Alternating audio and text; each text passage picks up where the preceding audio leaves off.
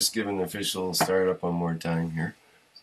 This is the 10th Knowledge Seekers Workshop, and we'll have Mayran Kesh and the Knowledge Seekers of the Spaceship Institute.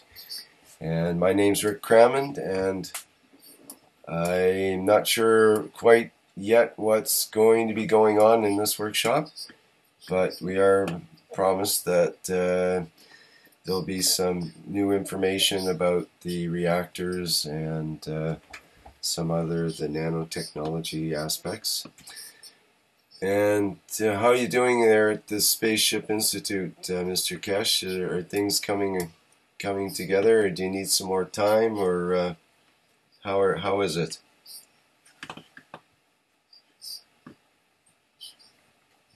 Pardon? Sorry about that. I was just wondering how you're doing there. Do you need some more time? No, we are already hand washed, face washed, sitting on the table to share the knowledge. Today we start with Ivan, and then we go around the table as usual. I'll give the microphone to Ivan.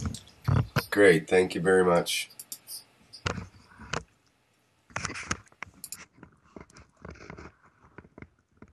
Good morning, everybody. Well, today the most obvious subject seems to be the what we have been doing the last couple of days, rearranging our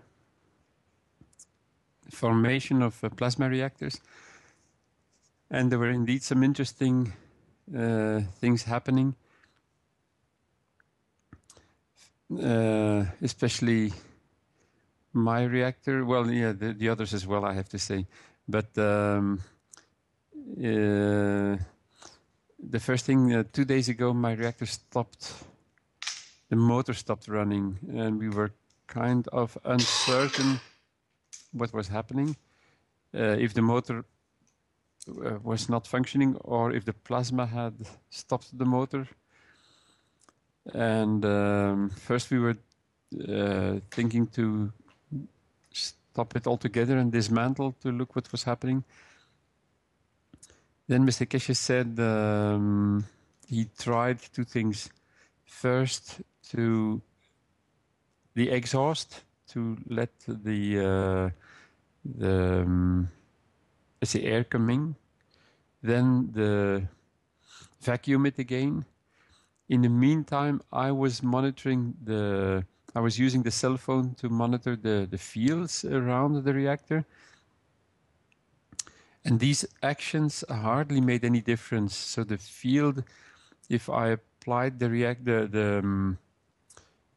magnetic field detector of the cell phone to the body of the reactor, it was around 100 at the bottom and around 150 in the middle of the reactor, halfway, and around 250 at the top.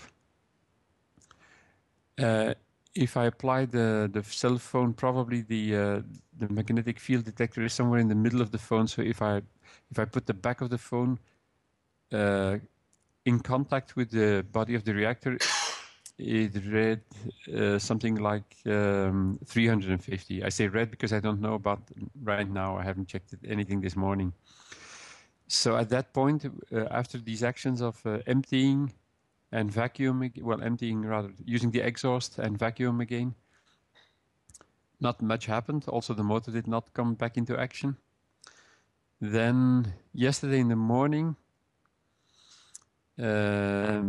Mr. Keshe tried to add some argon, but we are a little bit uncertain because just a little bit later we noticed that the pressure of the argon was too low.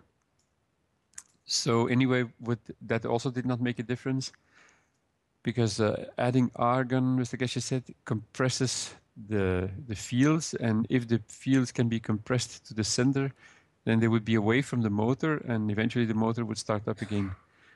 And then, as a last resort, Mr. Keshe went to his lab, took some special magnets, applied two fixed magnets around the housing of the motor, just put them there, And then he used 2 other magnets on the housing of the reactor in a way like you would use your hands to start a flywheel or any wheel.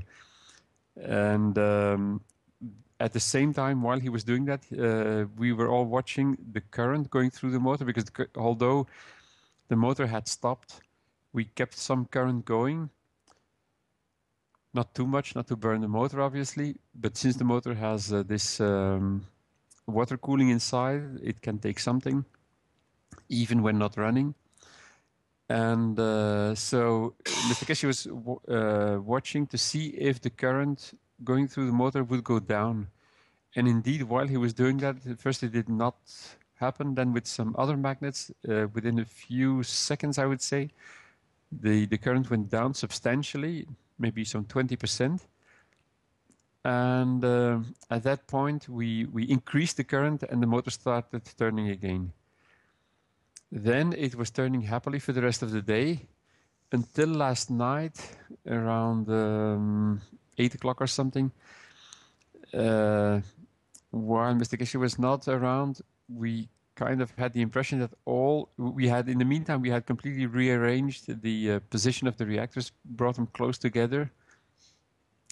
They had been like this for a couple of hours. And then we had the impression that the cores are spinning quite fast. It was around 800, 900, some of them. And so we were collectively deciding, well, let's bring down the speed of the cores a little bit. I have to say that my reactor was on the outer circle. So we have the center reactor, then we have 3 that we had removed the table. We had put 3 reactors on the flyboard, on the round circle. And then my reactor was just centimeters outside that circle. And another new one on the other side, the same. The minute we lowered the speed of the cores from 900 to around 600, we saw the current in the motor of my reactor go up from 1.6 amps to 1.8, 1.9, 2, 2.2, 2.3, 2.4. And I said, oh my God, if this goes on a little bit more, then the motor will stop again. And so we decided, let's bring the speed of the cores a little bit up again, but apparently to no avail. What happened is that a few minutes later, the motor stopped again. And that's as far as I can tell you right now. So we concluded that actually what happened was that first of all, there is a connection. We established a connection between the cores.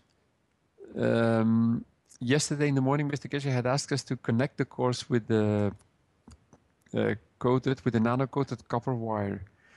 Apparently, we didn't do it in exactly the right way, but anyway, we did connect them. And because that would help to connect the fields. And apparently the fields were connected because the reaction was immediate, not the way we had expected it to happen, obviously, but we could watch the result, that was for sure. And so now, well, today we'll have to see what our next move is going to be. That's about it for now.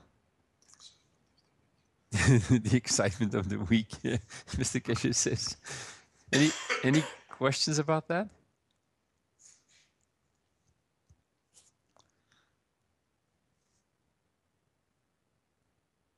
Maybe I have a question about the connection of the reactors with the nano-coated wire, you said? Yes. How do you do that? How it goes? Can you explain a little bit? Okay. How it look like? So we had some nano-coated copper wire sitting here, and just what is it? 2/10 or 3/10 or whatever, or 4/10 of a millimeter copper wire that we had nano-coated in the usual way. And so we took that copper wire and we connected it to the top of the cores of a non-moving part, I should say. So at the rotating valve level at the top of the core, the piece that is not rotating, we just turned the wire around it. Sorry, and then we connected it to the central core. And it should have been at the bottom of the central core, but now we connected it to the top, so that was the mistake that we made. The reason it should go to the bottom is the fields coming out of the top of the reactors in star formation should be absorbed through the bottom of the central core, which is sitting higher. So that was wrong, but nevertheless, apparently the fields were connected, not in the right way though. That's about it. It's so we connected the 3 wires from the 3 star formation reactors to the central core, and then another 2 wires from these 2 reactors, because there were only 2 at the moment, as John was busy rebuilding his, from the outer circle to the inner circle, I will call it. Okay. So it was quite straightforward. No special connections. Just slightly turn it around the metal piece. Because Mr. Keshe said these fields can propagate them only through the nano material, not through the copper, mainly. Yes. And he also explained this, that it was conceivable to connect the reactors of a star formation with a plasma holding tank in the middle. This plasma holding tank shouldn't be any bigger than let's say a grapefruit, and there should be nano-coated in the inside and connected to the reactors by nano-coated copper tubes. We would then just trying to figure out if it needed some valves or not, because these valves would not be nano-coated. But maybe it doesn't need valves, or then we thought maybe you need magnets. Anyway, that we were not out of that yet. But this way, if the fields could be shared by the different reactors.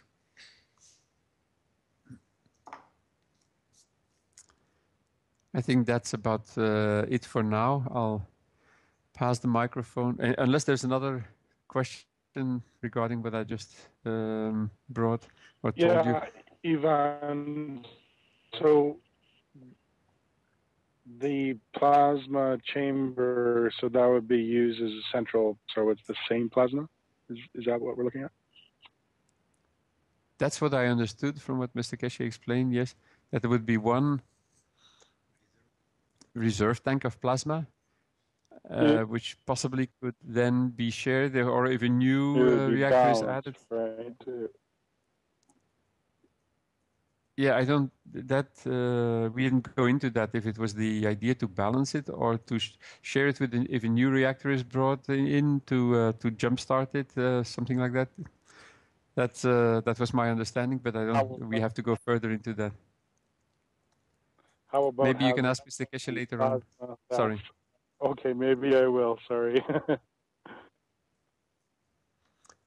All right, let me give the microphone to Marco.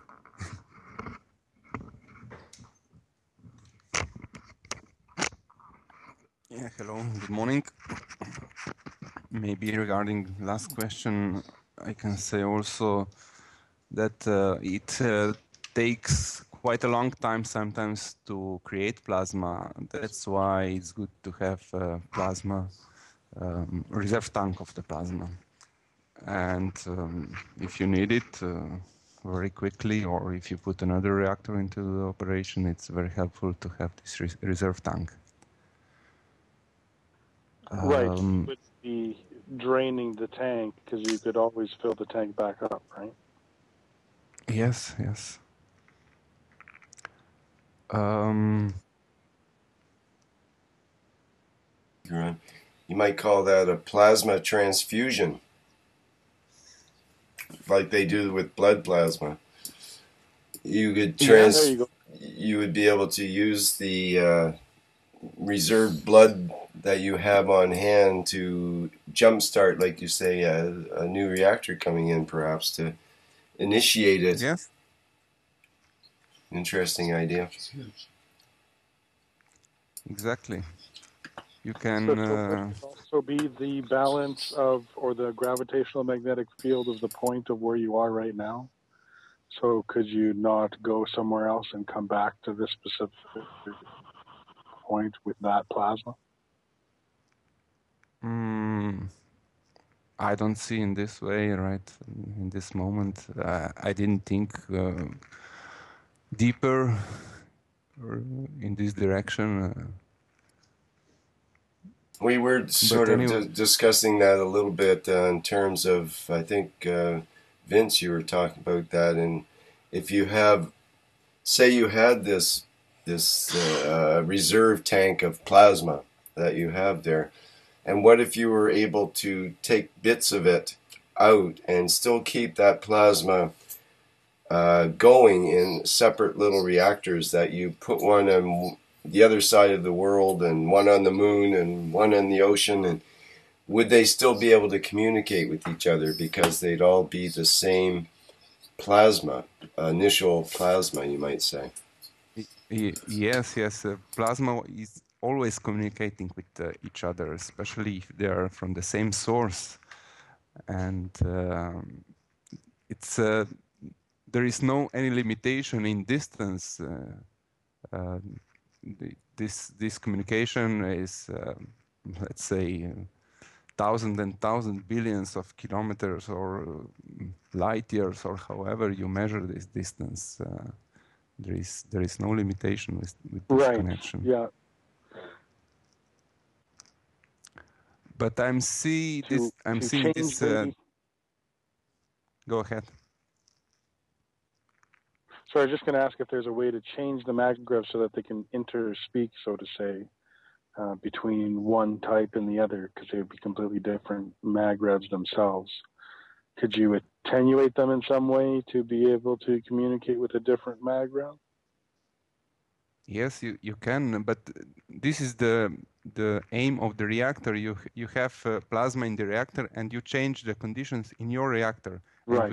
And with these conditions, you connect to some other. This reserve tank is only reserve tank. That would be the dynamic. It is connected. Right. No. But then you have reactors when you change your parameters in your reactor. You're compressing plasma or you're expanding plasma, and in this way you, let's say, you go from maggrav. The strength. Yeah, you're changing the strength of the plasma.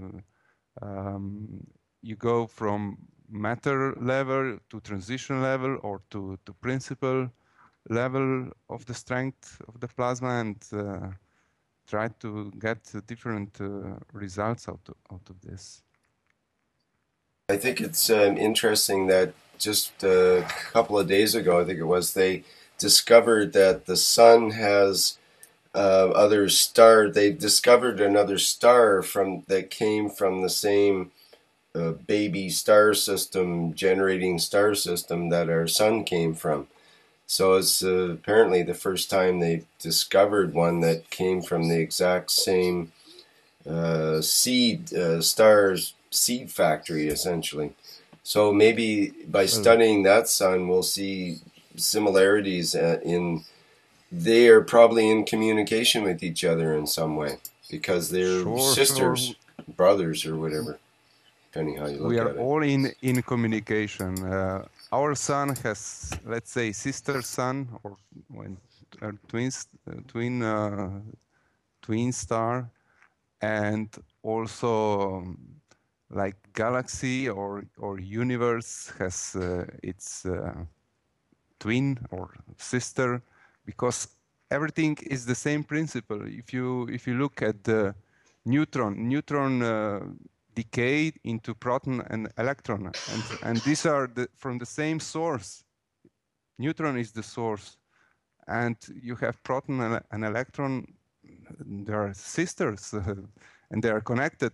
They're magnetic gravitational field connected. They are together. They are rotating one around to the other, one around the other, and they took position. And you have always this connection.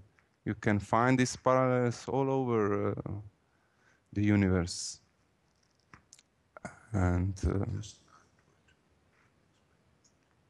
I will pass microphone to Mr. Cash to explain this. The whole program, the whole process is, as I was explaining some times ago in a talk. As you know, I've referred to this before in a couple of sessions before. As United Nations has done a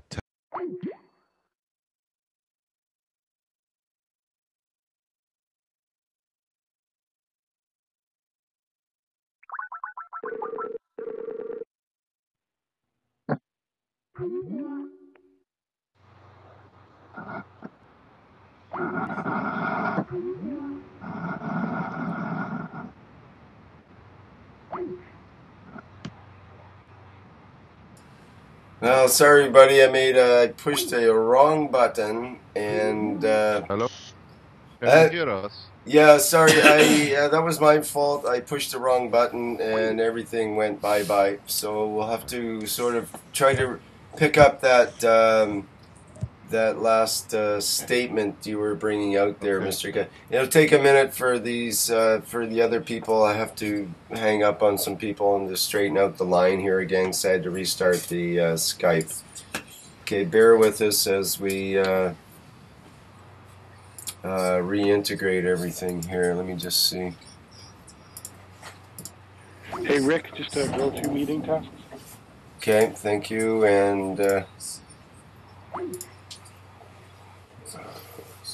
I have to hang up on many people here. Just a minute.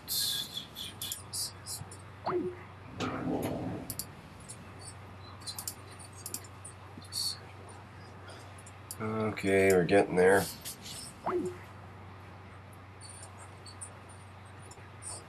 Okay,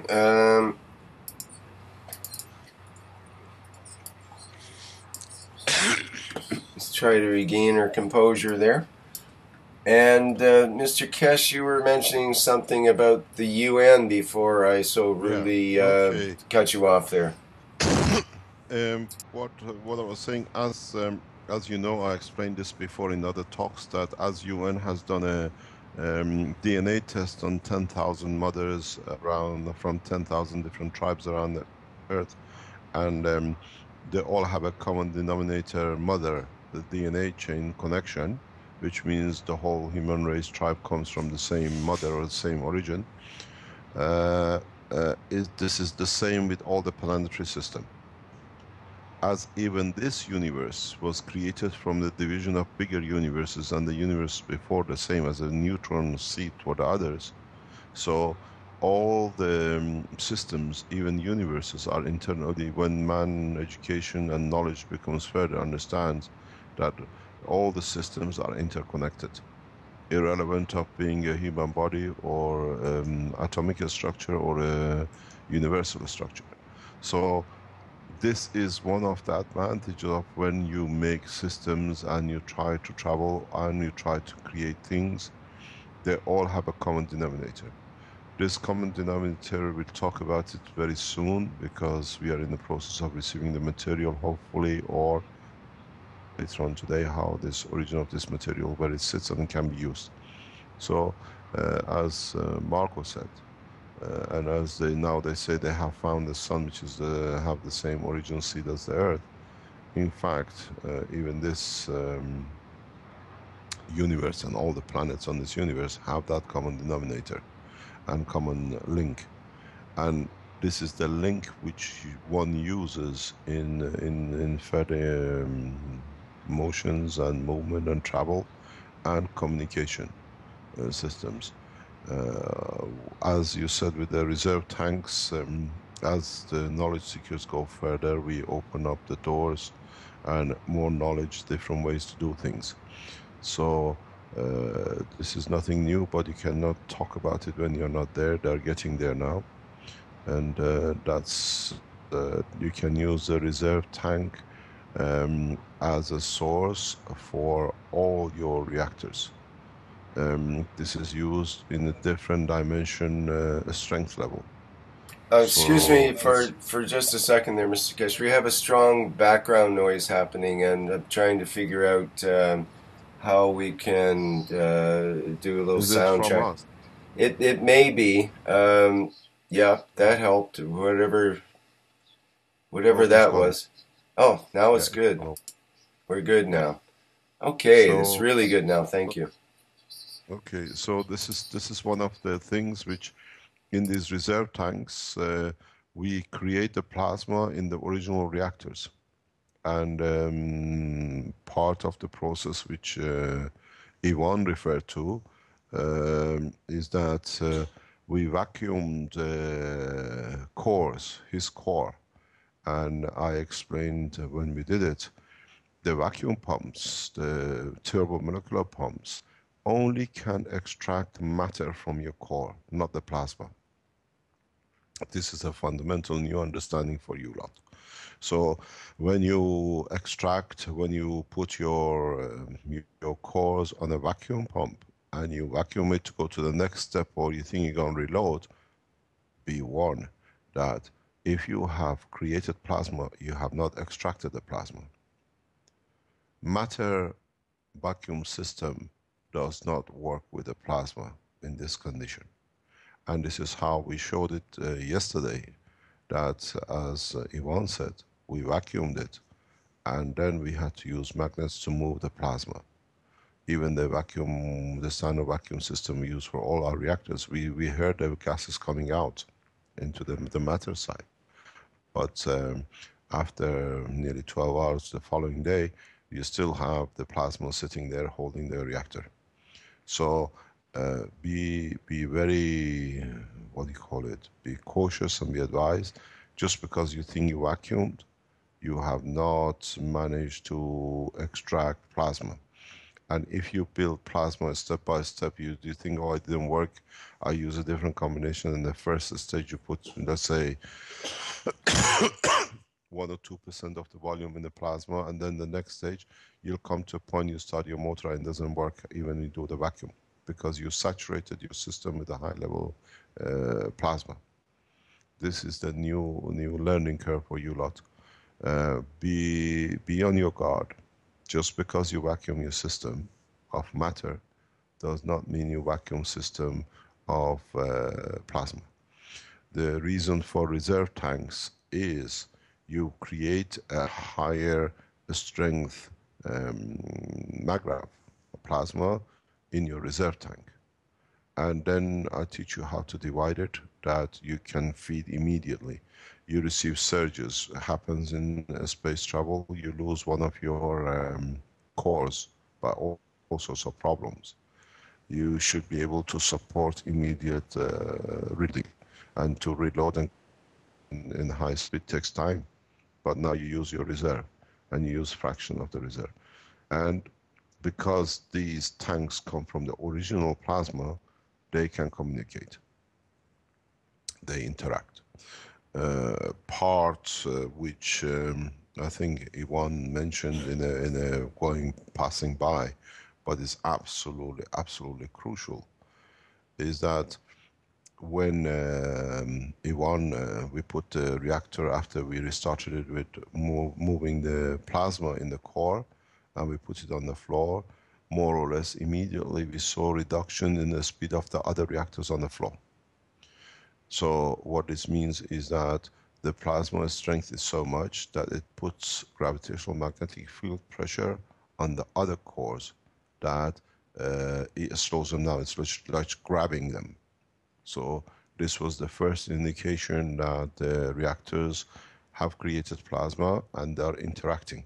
Because if it was matter, the core from the fields from E1's small core should not affect what do you call it, a metallic spherical about 8 kilo, 7-8 kilo, or the secondary, the others, which are on the same level. But because the field, plasmatic field, gravitational plasmatic field from the core was allowed to spread to come to its own balance, then these forces are absorbed or interact with the other cores, and in the plasma from E1's core, which just restarted, was strong enough.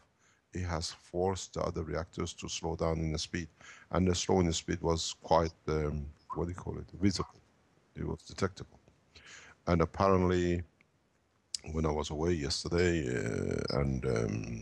we have a new situation here in the Institute, I'll explain later on. When they decided collectively to reduce the speed, they again created a condition of the reverse. And they put the plasma of E1's reactor back in its cage. So they forced the motor to stop. So you cannot just reduce the speed and the reactor, which is, let's say, half a meter away, stop for nothing. So the reactors have started interacting. The position is that, as I said to them yesterday, they missed 2 points to fly. The system is ready for lift. The position I've observed, because I know a little bit more than them, I hope. They had the reactors on the table. When we put E1's reactor on the floor and we saw the reduction in the motion of the other reactors, I explained to them, they didn't observe that the top reactor, what we call the principal reactor, start moving. And that the magnetic pressure, which was put on the other cores to slow them down, on the top reactor causes a lift. So I advise them, if they don't want to get the reactor dropped on the floor from top of the table, to bring it down. And so that's why the reactor has come down, for that purpose, for that reason. If the situation is handled the right way, I think the knowledge seekers are ready to observe the first motions and lifts within coming days. The reactors are responding extremely well. And there is a very important point, I think, is a shift in the direction of knowledge seekers becoming responsible for their action. I explained this to them that most of you have been involved in trying to build reactors for past year, 2 years, or past months. You know how difficult it is to build one, even get it set up and set and working. We have been in a good position through the research that now we have 8 reactors, which 7 of them totally belong to the foundation, and one which is Gans, which is a porcelain one. So instead of waiting and learning theoretical plasma technology, these guys have their hands on the full operating reactors.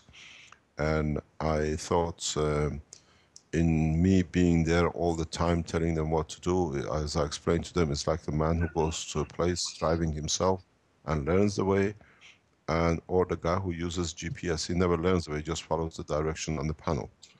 So as of yesterday, the running of all 8 reactors has been handed over to the knowledge seekers, and I sit as advisor. So they cannot come back to me, or they wait for me to say, okay, now we move to the next step, now we do this. One of these consequences of this new, what do you call it, structure, is that they have to make a mistake collectively, or they have to make decision collectively. How they load, how they want to load, how they want to react, and how they want to connect. And one of these has been yesterday evening when I was on, that they apparently, from what I see and what I've seen and what I see in response to reactor, they missed a second opportunity to create lift yesterday. They should have stepped up the plasma to open it further. Instead, they reduced the plasma and they confined it into the mother reactor, which is taking position now. It seems that E1's reactor has taken the lead because of its structure. It's a specific structure in it. So it looks like E1's reactor has taken, it's become the control panel for the setup. So as of yesterday, I'm just the observer, and all the decisions of loading and connecting and positioning goes back on the knowledge seekers collectively. This is part of the collective work, and this is what they have to teach to the rest. That decision making on this level has to be, and somebody has to make decisions. I wrote something, somebody wrote me an email. I put on my link yesterday on the forum, leading, and someone said this should be loading. I said we start teaching the leading and setting of the reactors. And as my usual English is not good enough, somebody wrote to me, this is loading and testing. And I said, no, this is leading. That's exactly what I meant. One reactor leads. Now you have to learn the operation of the leading, how in the reactor, through the strength of the principal matter you produce in your inner core, decides which core leads. Because the mass counts. How much gases you put in. I explained this to the knowledge seekers yesterday. Doesn't matter how much argon or nitrogen you put in your core. This is totally irrelevant because that's matter. From now on, how much hydrogen and how much hydrogen can change into plasma dictates the strength of your reactor and which reactor takes position. And this is a very fundamental change in the whole thing. So you make a leader out of your system, and if you understand how to make a second leader, by experience you learn how you load up your reactors and star formation. You do not need, what do you call it? You can create all sorts of operational control. I explained the same thing regarding this matter to the knowledge seekers in the past week, to open their eyes to the reality of the creation and the work of the universe. Man has not come very far from the time of the Adam, and when he could walk, and then when he saw the donkeys, he chose the animals, and because they had 4 legs, he could go a bit more and carry more. We changed that donkey. If you look to a car, it's still got 4 wheels, 4 legs, and we rotate it. And now we're taking that step further, and we create what we call these generators or motors. Motors are man-made entity, do not exist in the universe. We don't see a motor on the Earth or anywhere else to rotate it. So now you have to start learning how to create rotation of your cores without motors, without power supply. And this is done only in the universe. All the universal systems in motion and universal system for travel in the space at the moment uses what we call the magnetic gravitational gradient. So now you're going a step further, you understand how to create the initial plasma. Now you have to start learning about the control of the creation of rotation through magnetic gravitational strength gradient. So once you start leading the reactor rotating, you can literally increase and rotate and create new conditions and new environments in your craft or in your setting to create motion of the plasma, which this is what you need for your space motion and travel. Loading comes the same way. You do not need gas tanks. You can create and absorb enough energy in your reserve tanks by absorbing energy from environment through gradient differential. So now you lead, you find a leader, you set a level at a higher level, and that leader dictates the rest. Then you can create a magnetic wind or magnetic motion for your plasma. This is what I showed yesterday. Yesterday when we had an empty core, I only used a specific, I've designed these systems over past years. We have 8 set of different type of, what do you call it, magnetic setups, which these allows different strength, what do you call it, plasmas to be brought into motion or slowed down or speeded up, that you can come out of this, what I call plasma locks. Ivan's reactor is in a plasma lock. And what happens that the plasma interacts with a carbon on the brush of the motor, and the forces of it makes it insulator. It's like what we see with MS. The top layer, carbon changes into diamond structure because of the magnetic gravitational field, the strength of the plasma, and the motor does not receive any contact.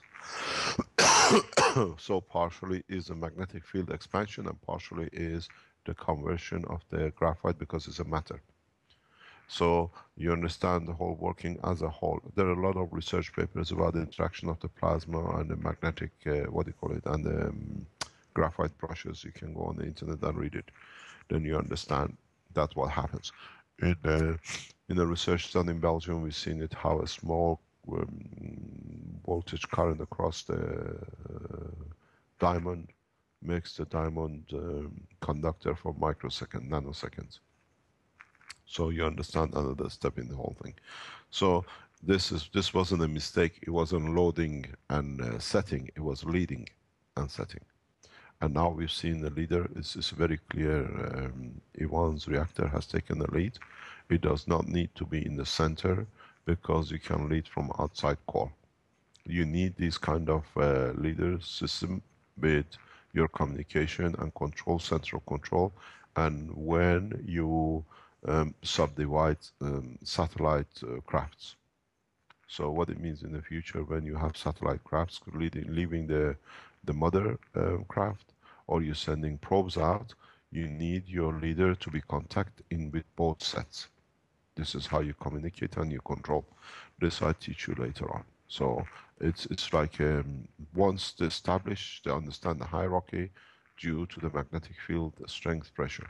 You got to understand the design of the reactor of Ivan. It was deliberately designed to have a mass ratio, or what do you call it, magnetic gravitational ratio superiority. Because it's fully coated with nanomaterial, and it has only a nano-coated disc in the center.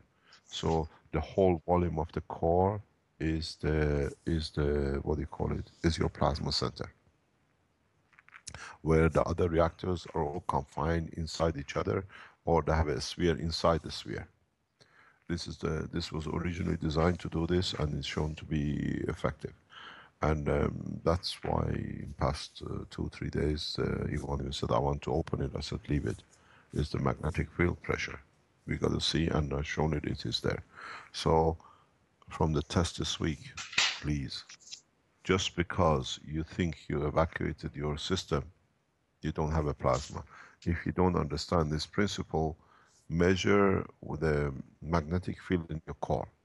If it's near the same in the whole core and in the environment, then you don't have a plasma. But if you see gradients in your plasma, it means in your reactor core, magnetic gravitational field, it means you have a plasma. The game has changed. If you, by accident, manage to suddenly use, what do you call it, molecular pumps to evacuate your system, you disturb and you catch part of this plasma to go out into your tank, and this energy, as you saw, it could affect the other reactors when we start moving. This energy will be released into electronics of your systems, your thermomolecular pumps, your electronic system around you, and it literally damages. We've seen this result several times in our tests in past years. So even when you are evacuating or emptying your tanks, thinking you're taking gases out, always open into exhaust first, before even you start using your rough pump. Because if the evacuation is rapid, any surplus plasma which might be loose or in layers trapped will not damage your systems. Or you'll find out your seals don't work anymore. You say you have a leak, you can't create vacuum, because plasma has a characteristics because of the rubber to change lattice structure of the rubber, and then you find out your rubber becomes like a chewing gum and it doesn't hold. You can go and read about the effect of this on lattice structure of the rubber by a paper published as a research paper by the head of Iranian Space University. He's done his research on this. It's very interesting if you want to understand the effect of the plasma. I can release his name and his papers. Just go on the internet, you find his name and his research paper. Then you know how you get affected. The other thing, what do you call it? I pass on to Marco. Sorry, I had to clear this that you understand before we leave it out.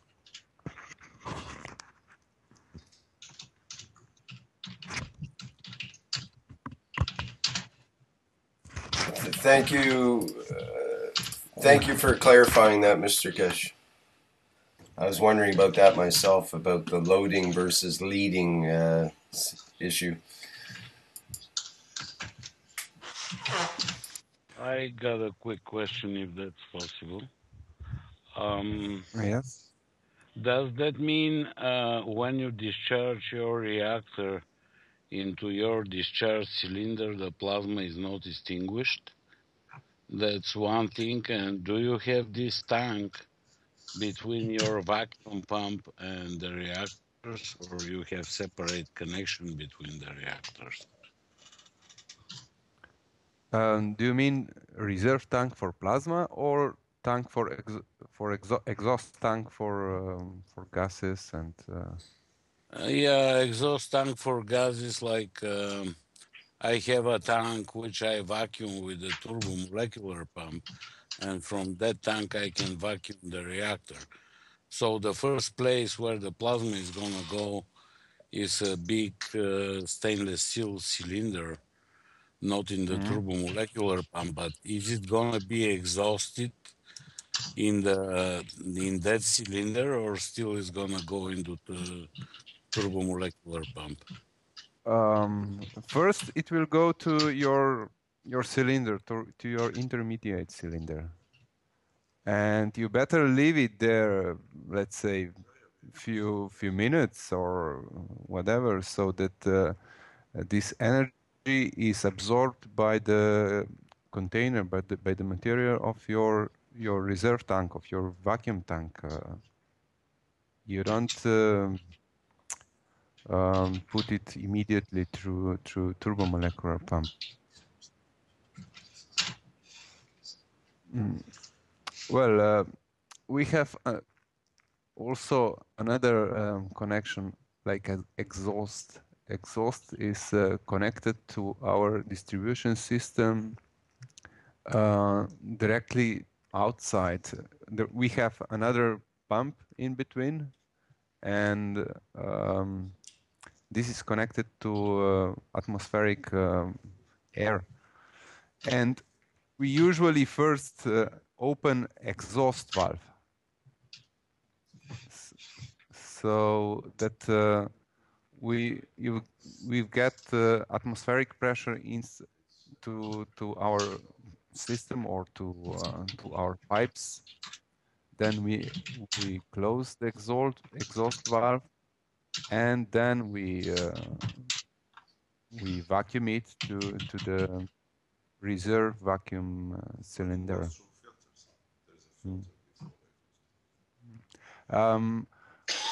We have also filters before exhaust tank.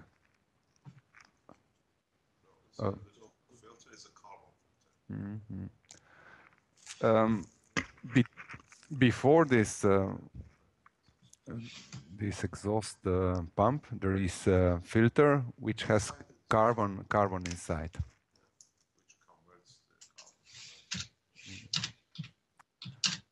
And this carbon, when absorbs energy from the plasma, it converts also to diamond structure.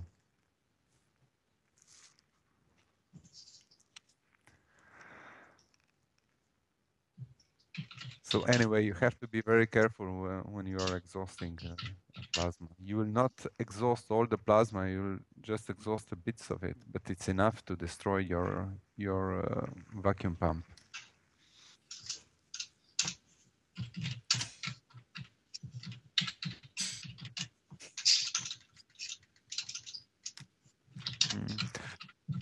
Maybe here I've got a tip from Ivan. The exhaust pump is aquarium pump in the special container.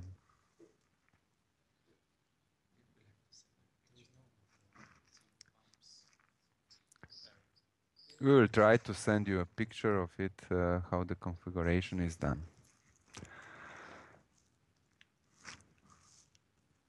Is this enough for you, Ludmila? Yeah, okay, thank you. I hope when I see the picture, I will try to figure it out. Yeah, it's much easier with pictures. Yeah, I just cannot imagine that, how that's gonna work. But thank you very much. Okay.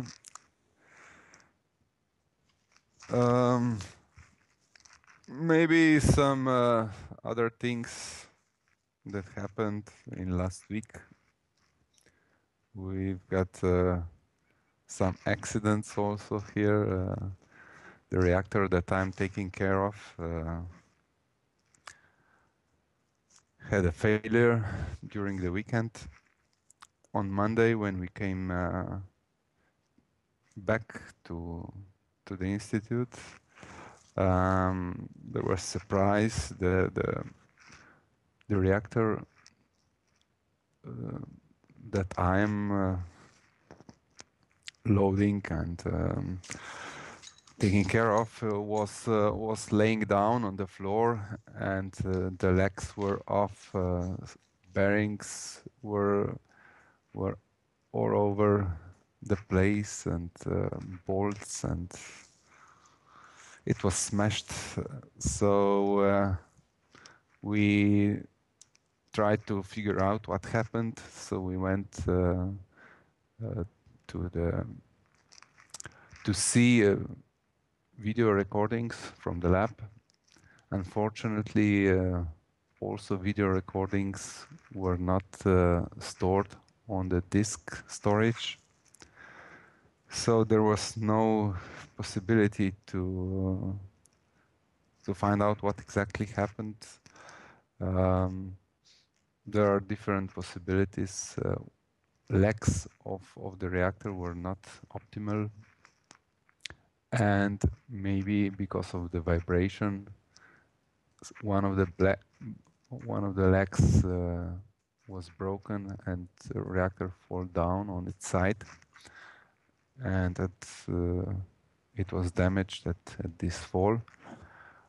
There is another possibility that because of the plasma reaction, reactor was moved from its position. It leaned and it fall down to the ground, and at that fall, it was damaged, and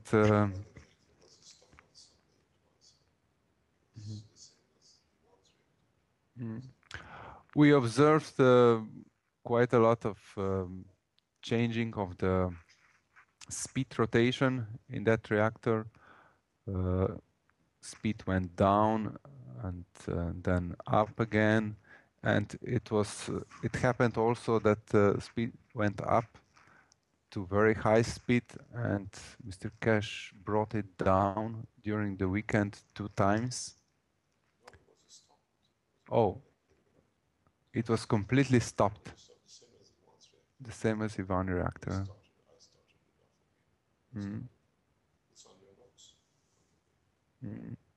It was completely stopped, actually. Not just slowed down, but completely stopped. And then Mr. Cash increased the speed 2 times, so it went up, then it stopped again, and then this accident happened. It fell down and it was damaged. So we had plasma condition also in that reactor, so it could be this reaction between plasmas that caused this accident. So we have to repair the reactor. We put it onto the operation table on the Monday, and we change legs, we change bearings, and now it's very stable. Legs are very stable. Bearing is very powerful, and now it was also balanced. Yes. Thanks to Ivan, he put counterweight on its side, so now it rotates much more smoothly than before. Cooling system was added to the motor, and this also helps. Yeah.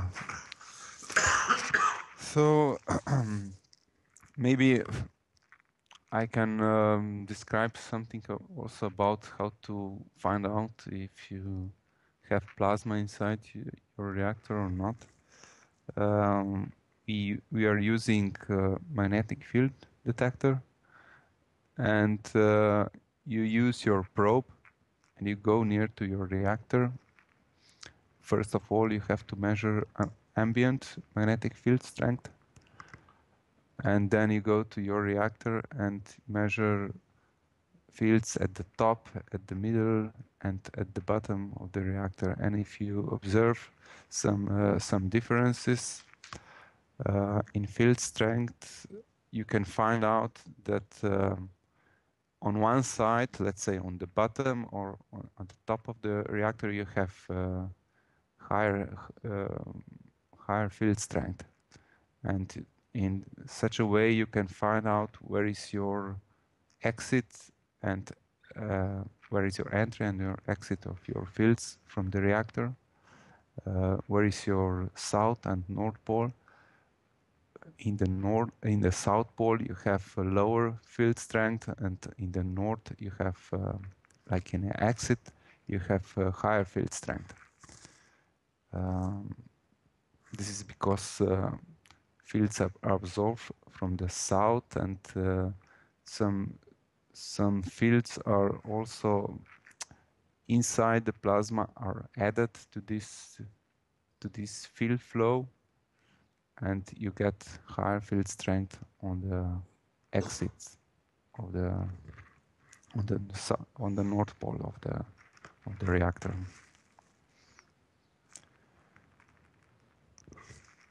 So that's from my side. If anybody have any question. I have a question.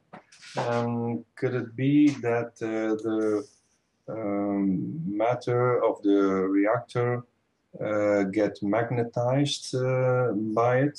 So even when you dismantle the core and get it together again, that when you check it with a compass or something, that the reactor still have its south and north side. Did you check this before you started the reactor also? What Yes, was the condition before? But I had I did some tests already months ago. I had something we didn't know what. It's in one of the videos on YouTube, and maybe the stainless steel was magnetized by it. I don't know. Usually the stainless steel, the way that they make this house sphere, they pressure it, and with this pressure they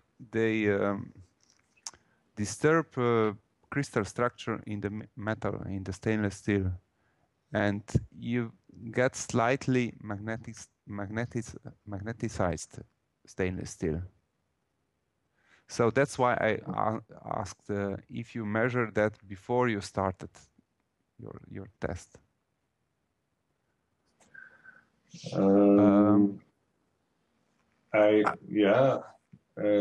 At first, when I used the core the first time, I didn't check it with the compass, but it's welded also. Maybe there are several changes also in the structure of the matter of the metal. I don't know.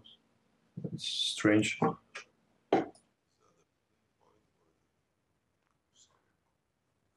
Where did you notice this anesthetized? At the welding point or in the material of the spheres? Well, when I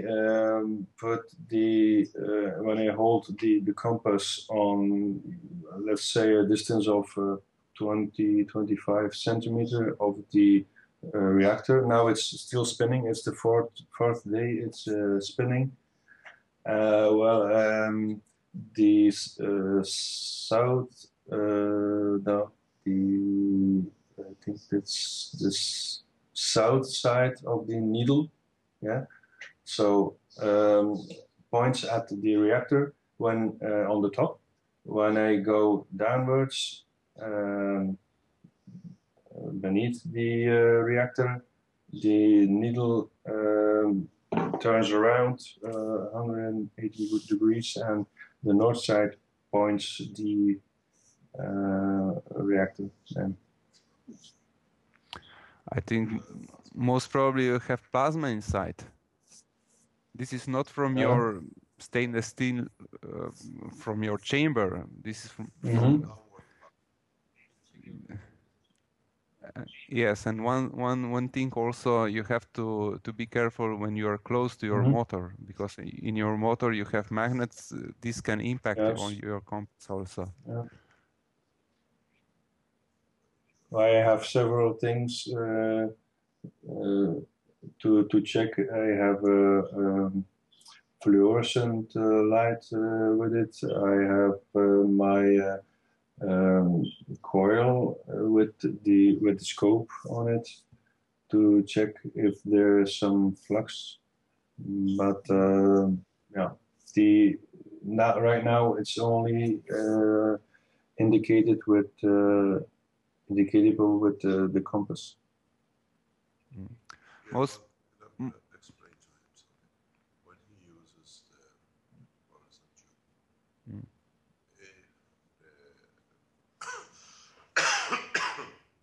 if the gases at that certain they will not come up.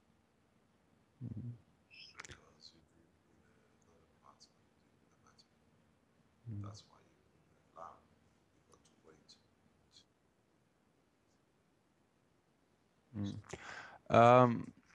Mr. Cash was explaining here, if you have gases inside your reactor, if you have gas layering, these gases are at a certain pressure that they will not allow to get plasma out. So you will have very difficult some interaction with your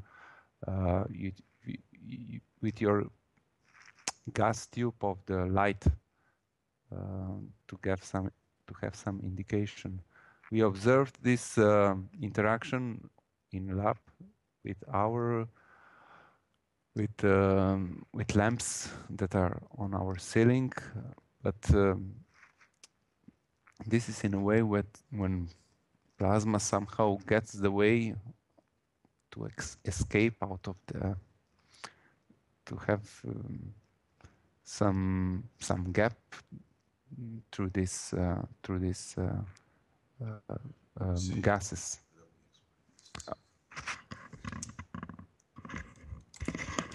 Let me explain the difference. You might understand. If you got a Tesla system, a setup, you'll find out your fluorescent tube does not come on its own if you hold it in the air, usually. you have to touch one end of the tube with the sphere, then you make the connection and then the tube comes on. This is something which a lot of you most probably have never noticed, because we did the test with Professor Mile in the center in Ninov about a couple of years ago when he was our guest. The fluorescent tube on its own usually doesn't come on till you touch one of the ends of the fluorescent tube to one of the spheres of the Tesla unit, and then the light comes on. In this process, when you touch, you use the electron energy. You establish the electron energy in the system. With a plasma, it's totally different. It's the plasma which has to interact with the plasma in the tube. So in the cases of what we see in the lab, we have no connection with the electrical system or with the bulbs on the top, except through the electrical connections in the building. So in so many ways, the plasma from our system partially interacts through the electrical connection because they're all connected to the motors. And that's why we wait for a delay. It doesn't happen the minute we switch the light off. We wait a couple of minutes. Or sometimes when it happens directly, you see the fluorescent tube coming on, is when the plasma interaction is about the same. We have start seeing these, even the interaction of these plasmas you create and you look in your system, goes beyond the boundary of the building at the moment in the Sonsano. I've seen, and even my wife a couple of days ago noticed, you see changes in the structure of the cloud over the area you work. Because you are, again, matter connected. You think everything has to be, and everything around you is matter connected, where outside there is a lot of mixture of plasmas and all sorts. Start looking in beyond the dimension of focus of your reactor. If you create plasma, don't look for interaction immediately around it. What do you get? The interaction of the magnetic field with plasma of a star goes billions of kilometers because it's plasmatic. And sometimes when there is a matter interaction and it reduces enough to matter, then you see it. So go one step further and don't just look what's happening in your plasma. Position of your motor sometimes can affect. We've done this now in all the reactors. In one of the reactors, we have a possibility of running the reactor from 2 motors on the top and a motor at the bottom. And we were running the reactor from the motor on the top. And now we made everything motor from the bottom, that all the reactors work in the same sequence. So in so many ways, your motor and the rotational magnets in your motor should not have such much say in the whole thing. But you got to realize something which is different between us here in the institute and you outside is you have nothing to see and to measure except what you can guess and see till I teach you how you can use your reactors. Where in the institute, like yesterday, twice immediately the interaction of the magnetic gravitational field is observed by other 6-7 reactors on the floor. So this is one advantage you have, which we don't have. And I know I think the Chinese scientists and community are getting together to put their reactors together, which most probably this will be the first time outside here that there will be 2 or 3 reactors. If you can organize to meet somewhere, if you are near each other, and run your reactors collectively, you will learn much faster. I try, so at the moment is on the shoulder of Marek to get the lines established that you will see it. What we saw yesterday, we started one reactor, immediately we saw other reactors speeding down or coming to a halt, which means we have created a plasmatic interaction. There is no connection between these systems. So when you see differential between the one pole to the other, and it is substantial, you got to understand you have reached some sort of plasma. What we are doing here now is that not from today we are loading not only with what do you call it, with hydrogen and nano layering, because I think they've learned enough with it. Now we are going into the nano layering and multi-layering of gases, as we've seen with Ivan's system. So in so many ways, if they respond, the two reactors which have slowed down very rapidly and they've shown performance is Marcos, which is a stainless steel outside, and we have deliberately put a center nano beam inside it as a what do you call it, as a core, center core. We've seen the fluctuation in plasma, which means we create not only plasma in the center, but because this center core beam is in the center, it holds on to the plasma because it's nano-coated. It's got its own gravitational magnetic field layers. And we have seen the same process with Iwans, where we multi-core, what do you call it? We have a multi-layering and a nano-coating. You got to understand the process of nano-coating and layering. What happens is that at the boundary interface of the what we use like argon and the gravitational magnetic field of nano layers, there is a much faster release of what you call extreme ultraviolet, which this can penetrate through because it's a slightly higher. It's actually on the X-ray level. It penetrates through the nitrogen and excites nitrogen, and nitrogen itself can be used in conjunction with helium to become the supply source of the hydrogen and plasma for the system.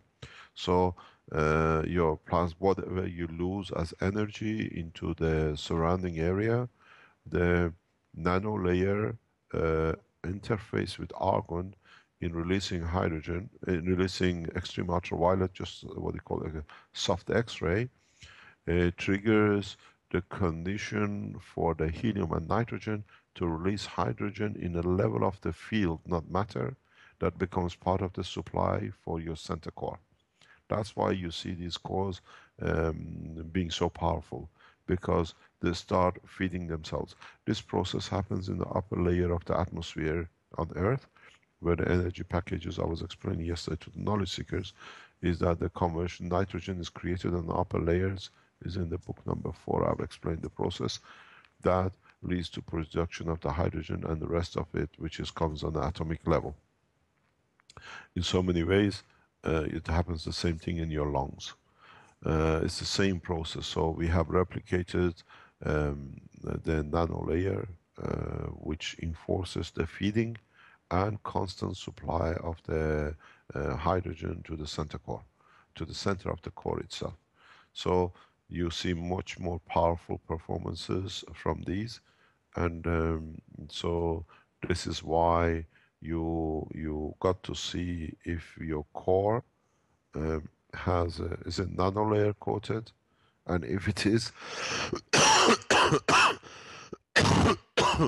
like the way we have with the energy unit reactor, we have placed a nano coat center, which means the nano coating in the center, because of its gravitational magnetic field layering, will hold on to the plasma, and then the plasma expands.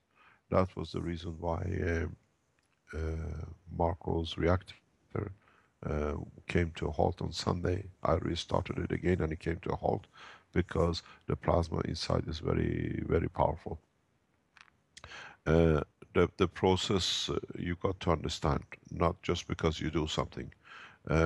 Try to if you're working with a single reactor, try to see how much you can compress with the heavier gases your what do you call it, your plasma. Don't evacuate it, compress it. If you compress it, then you see the strength of your system, but then you have to open it up. You can extract material very simply by playing with your valves and double valves. What I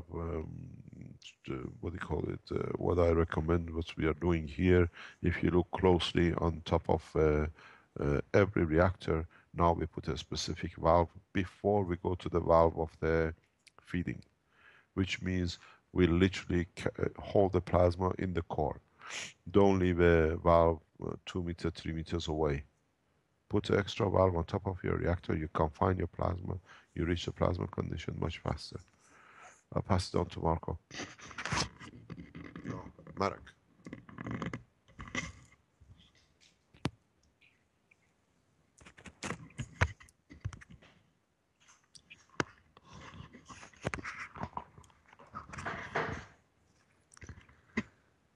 Any questions? Yeah, here it again. I have 2 taps on the top and the bottom. There's a tap on the bottom and on the top to assure to be sure of the vacuum also, to avoid leaks on the pipes. And I thought tonight to add some argon to compress inside, and I have some helium also, but I thought to use regular air instead of nitrogen, because there is a lot of nitrogen in regular air. That's the only thing I have. I don't have a bottle of nitrogen. Do you think that's a good idea or not? It's I a little did coincidence. it before. I did it before with regular air to test the reactor, but now it's running for 4 days, and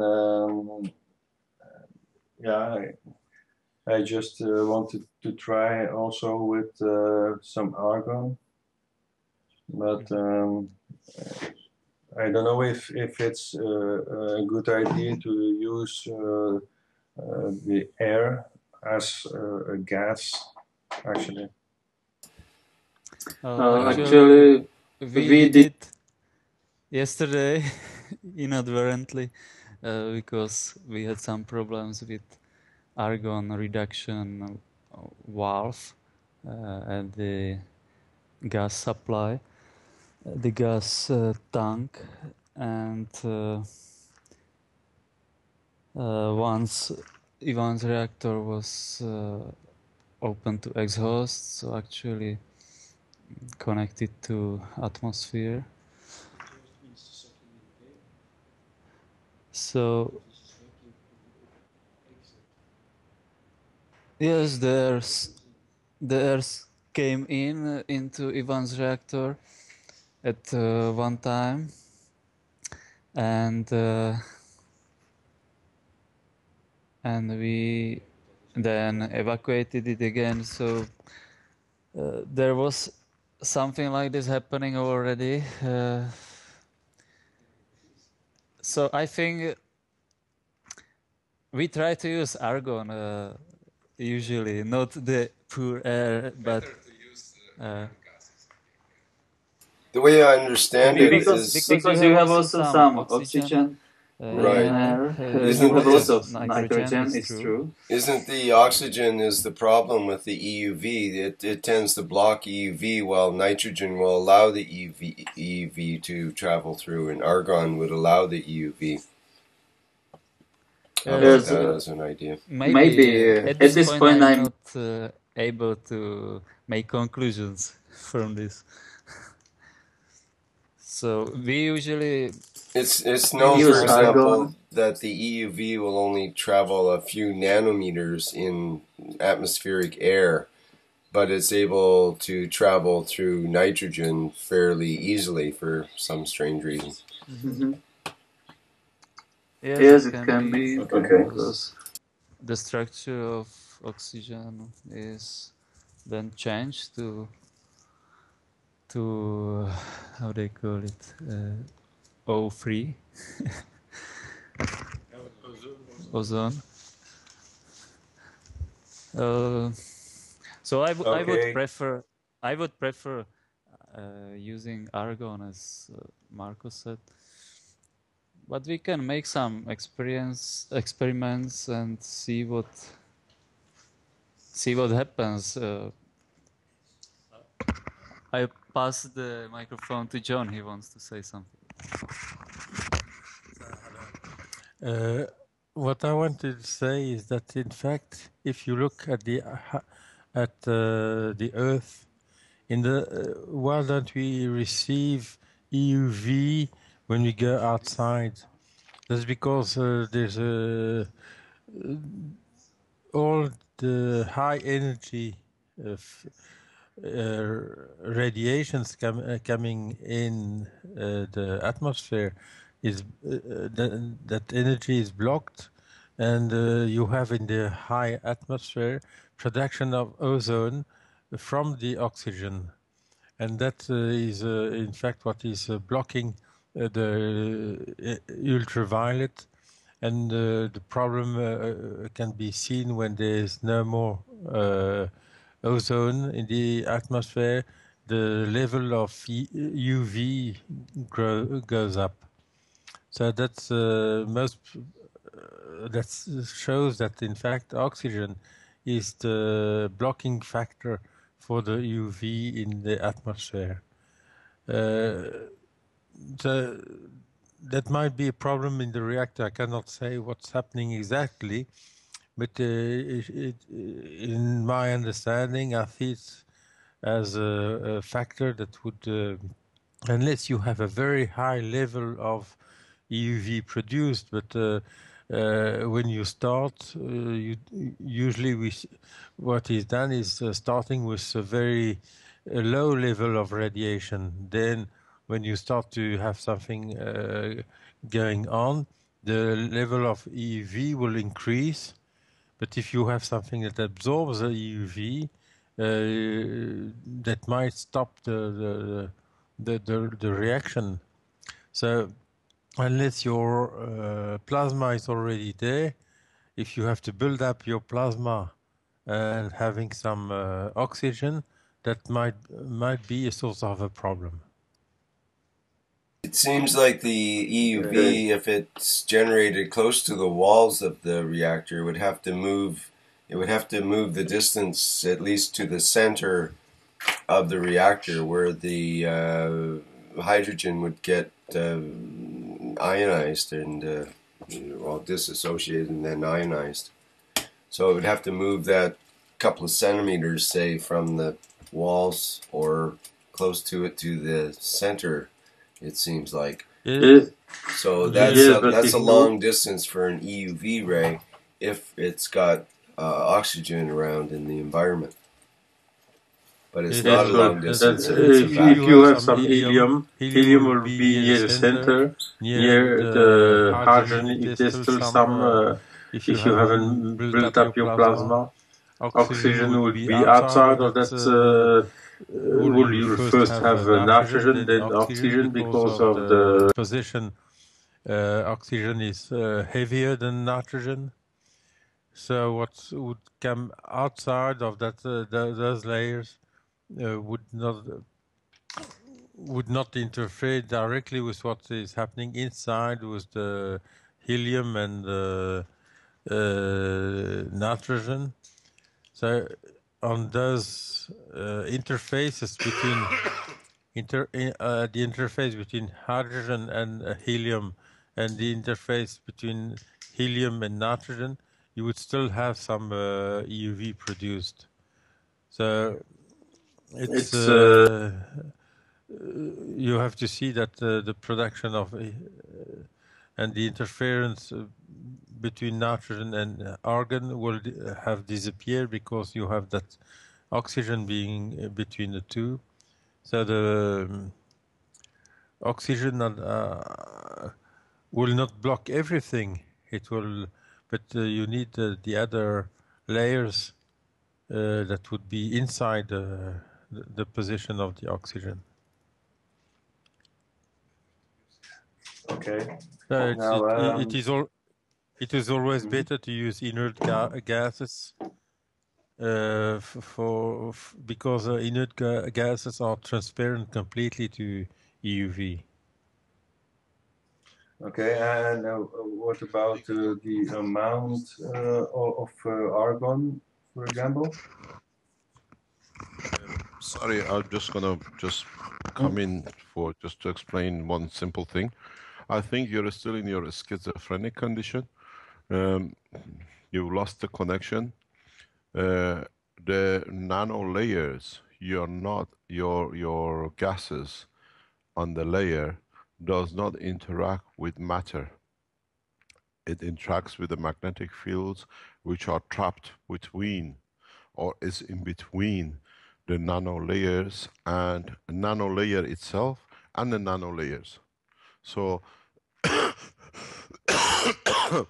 it's not that your gases interact with the surface of the nano coating that it releases the soft X-ray level as a plasma.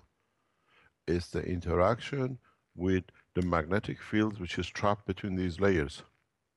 It's a fundamental difference. It's not the rubbing of matter against each other which releases the EUV packages of energy. Is the interaction of the plasma of the matter with the matter plasma which is inside the different layers. This is a very, very big difference. And this is a fundamental difference. You still think that the gases, because of the rotation rubbing against the nano layer, will release the UV. No, it's the magnetic field which is trapped. That's why the nano layer is black.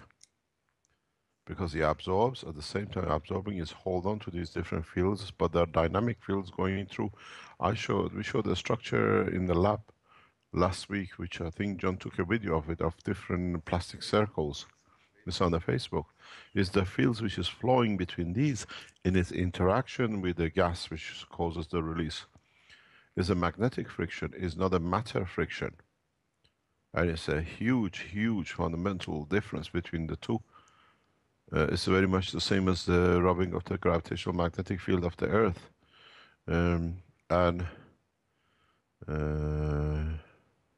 Let me read what air has been added in place of N. Yeah, this is dangerous.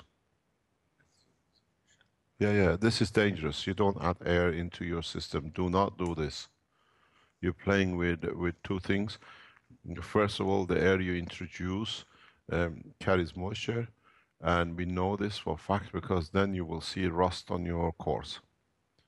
And then if you have a nano-coated material, the moisture will activate the NaOH system, and then you find out you get all sorts of corrosions in your valves and in your cores and in your pumps. It's one of the fatal mistakes. I have made it, so I can tell you firsthand.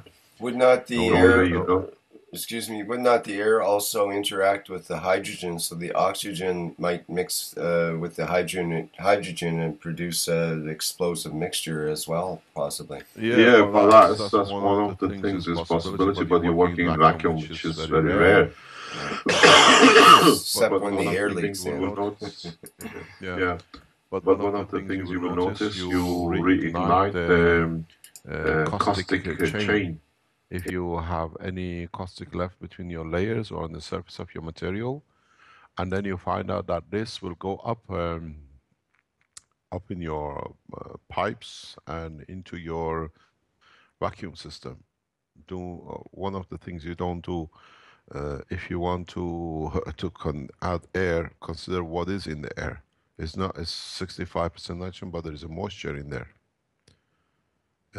This is one of the reasons, even in your vacuum tanks, empty your vacuum tanks every now and then, open the exhaust valve underneath of it and empty it and see what comes out and see if there is anything in there, because then these things can go back into your system if you have some sort of failure.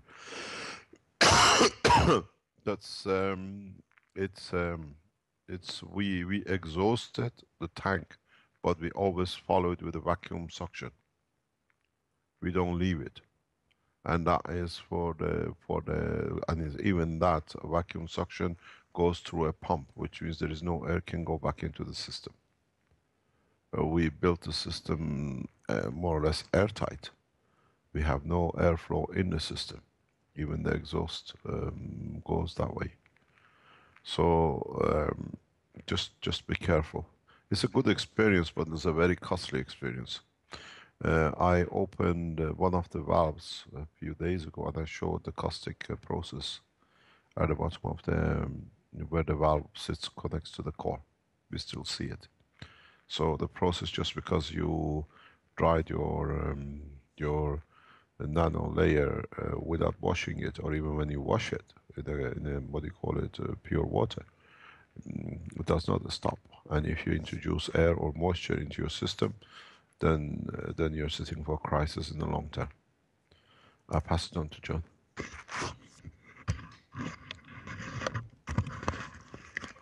Okay, then other insights of what happened with air. So I hope this should have clarified the question. Do you still have any more? Yeah, John. What about the amount of argon? When I want to add some argon, I thought to add, well, with the double valves and the meter pipe and things. I thought to add 2 amounts of argon. Do you think it's enough? What we have been using as a mixture, we have been using hydrogen, 2 quantity, 2 measures of hydrogen. We have been using helium, 4 measures. We have been using nitrogen, 2 measures. And we've been using argon, 8 measures. So it's a thick layer of hydrogen that will surround the whole of the other gas. So to keep the other gas centered and to have a big layer of argon, whether it is in the reactors with coating or without coating. Don't forget that your reactors are rotating, and that the different gas will just make layers depending on the mass, the atomic mass of each gas used. So you have in the center hydrogen, then around the hydrogen you have helium, or around the nitrogen, around the helium you have nitrogen, and around nitrogen you have argon. The gas are introduced because, for example, in my reactor, the gas are introduced from the side. So the first gas will be hydrogen, then you'll continue with helium, then nitrogen, then argon. That's because the gas are introduced sideways. In the reactor, which has been Marco's reactor for working now, there is a pin going down, and the gas are introduced at different levels. So the first time that reactor has been filled up in the other way, because there is some gas that goes directly into the middle of the reactor. So in this case, will the different layers to be done, so the mix, there's no mix of the gas.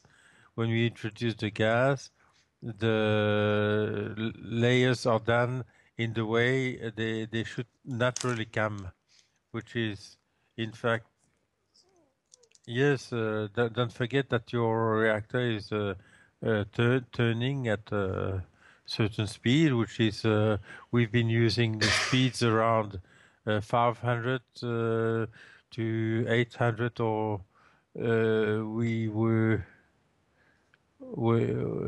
yesterday at one moment we were around 800.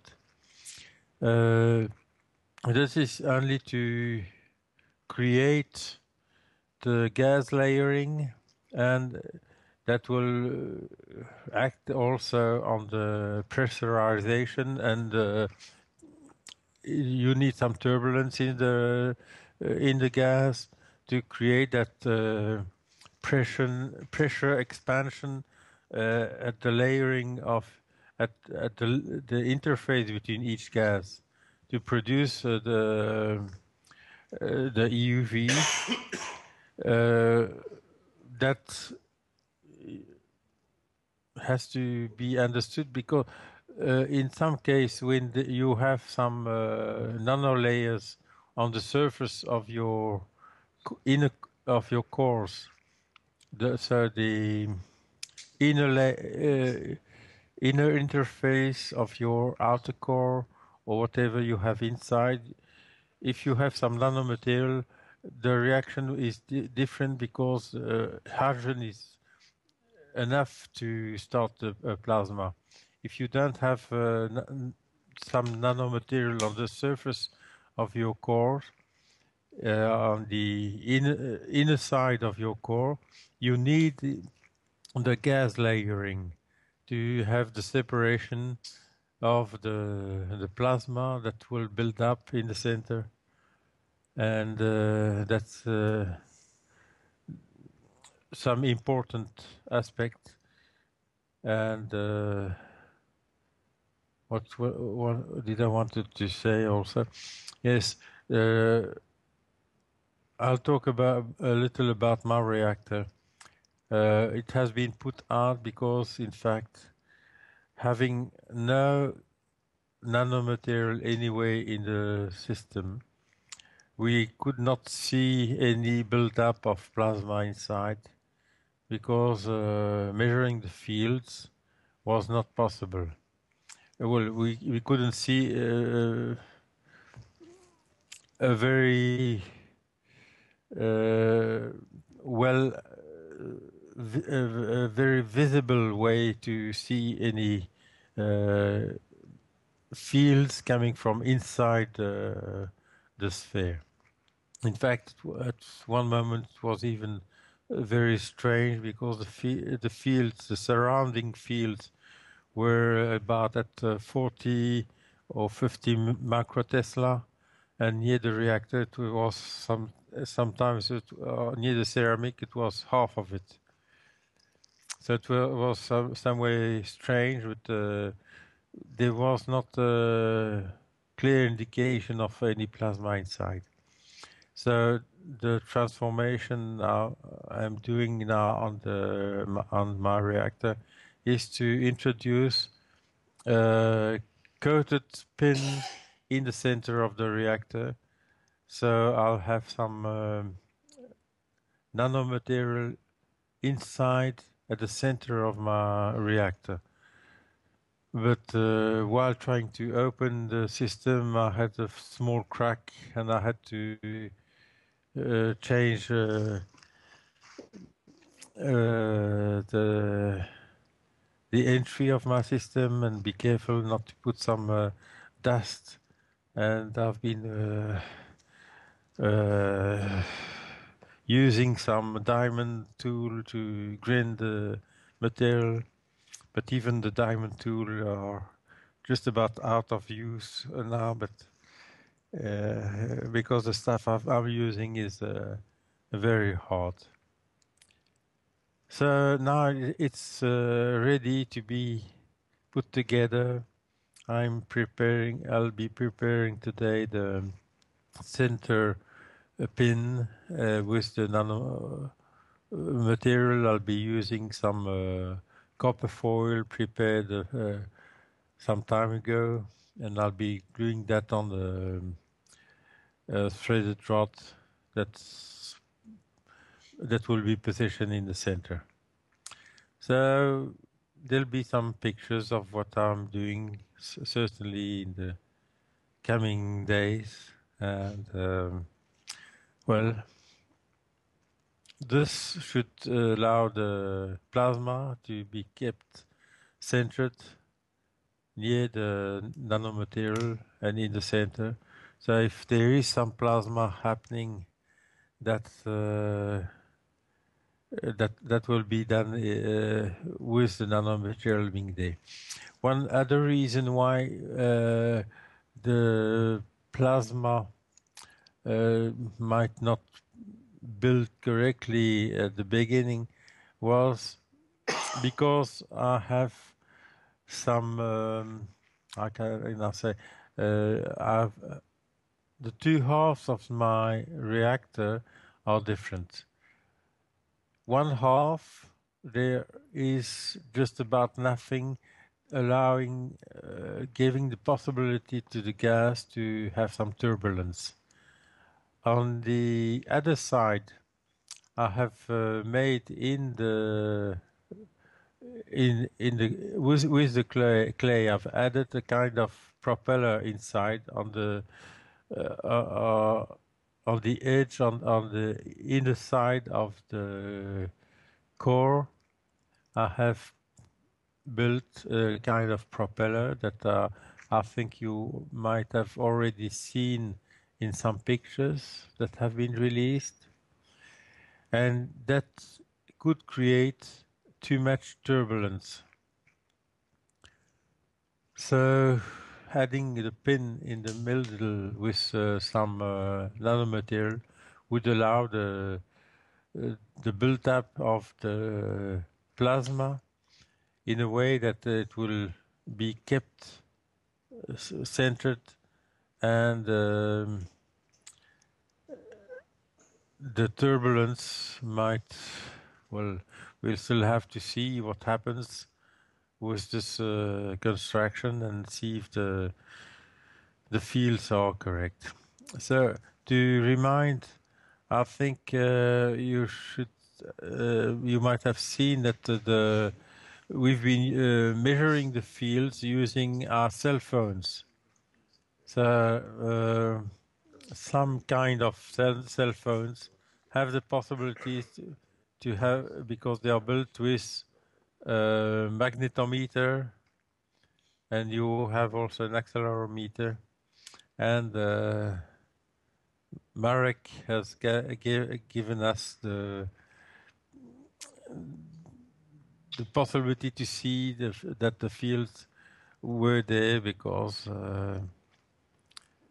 he wanted to add, he added an application on his cell phone, and because of the presence of the magnetometer in the cell phone, and it's a very nice application. Well, there are a couple of applications, one which is in fact a visualization of the field as an arrow moving when you move your cell phone. So it's very helpful for intuitively understand the position of the fields. So that's a way that we've been using now in the last few days, because it helped us a lot. But we have to be careful with that magnetometer, because the magnetometer can saturate, and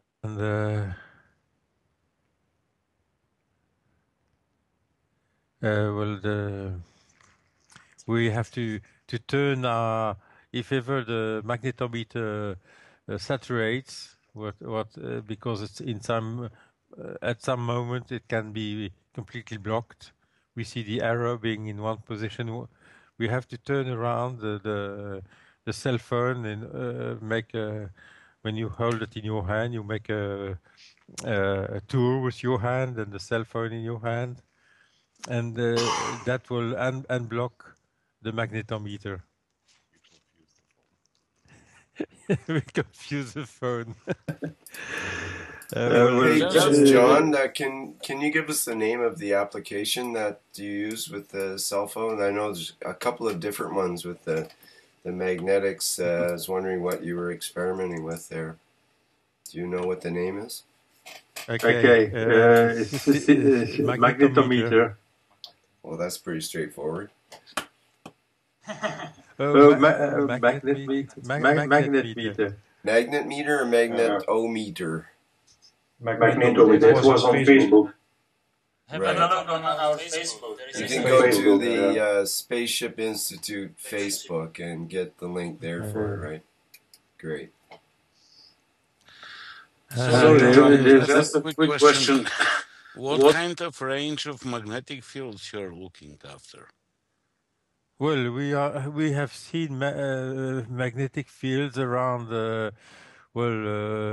Some when it was near my reactor, we were down to at one moment 18, 20, and the highest was with Ivan's reactor that was nearly at 400 at some moment in some places. So it's macro Tesla. The unit is in macro Tesla. Macro Tesla, yeah. Okay, great. Thank you. So that's John, the range we have seen for the moment. John, I have another question. You said you have too much turbulence with the propeller. You showed it in a few workshops, in another workshop, and you recommended to create a skirt with the copper nano-layered copper foil. What I did, also to cover the seam of the two core halves. Is this still a good idea to use only the skirt for to create turbulence? Well, you need the skirt might be efficient and enough to have some turbulence. I think that in my case, because the sphere is about how much? It's about 15 centimeter in the diameter of my sphere, and the thickness of those propeller on the one side only is about 8 millimeter. It might be too much. In the new reactor I've been making, instead of making a propeller like that, I made a spiraling groove, because in the work with ceramic it was much easier to do it that way, and the depth is much less also. So when I'll have time, I might try that one also, but it might be easier to use that other system. I'll have to see what's happening for the rest, and for the moment, well, I'm making. I'm using only a center pin. The sphere I've been making, I had prepared also to have a center core, but it would have been more problematic at different level because it was more, let's say, fiddling to have it correctly positioned. So we went on with the one core, but now adding a pin will already have another effect with the plasma building up. So I hope I've answered your question and gave some insight of that aspect. Okay, thank you. Any other question? Yes, there's a good thing, Gert. Your live stream of your system is something that is positive for and encouraging everyone to go forward. Sorry, I didn't get it. Well, it's very positive, and we encourage you to continue because it will encourage others with your live stream and with your reactor. Yeah, I try to help other people to make the system and share the experience and the errors also. Yes. Yeah, it's always interesting. Also for me. Well, each of us, we have learned of your experiments also. So putting all together allows to understand at different levels what each of us we are having as problem and positive and understanding also. Well, I have another issue. I'm using also the IQ SRH coupling, the rotative Yes. coupling. Yeah, Yes. I have two now. I used one to I took from the one the cap the push in cap off and glued a bicone coupling on it. Yes, So, we've seen that. Yeah, so I have only one O-ring inside instead of two. But I saw they changed the concept of the coupling and the cap. The O-ring is now with the new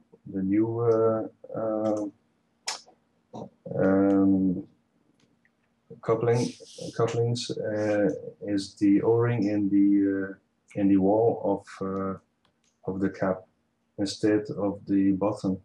That's better, but I have the experience when I use the coupling upside down, so at the bottom of the core.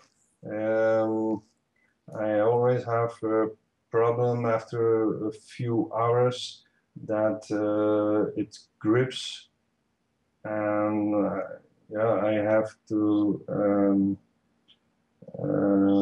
disconnect the pipe because it wants to spin with it. Do you have some problems with the coupling spinning? If you have the O-ring, just put some vacuum gel on it. It'll solve that problem. I've done that. I have pictures of it on Sorry, Facebook. John. Sorry. If you have the O-ring on it, the new ones have an O-ring inside when you open it, because we looked at it ourselves, because they told me what you've done. A way to solve that problem could be possibly use some vacuum gel on that O-ring. If you can get the O-ring, because here, and you still get leakage. Or I don't spinning. have leakage. I don't have leakage, but you get blocking. It blocks. Yeah, but you got to take the. Did you take the O-ring out totally, or just you put what do you call silicone on the O-ring from outside? What do you see? No, the O-rings are still inside, and I added on the two O-rings some high vacuum grease.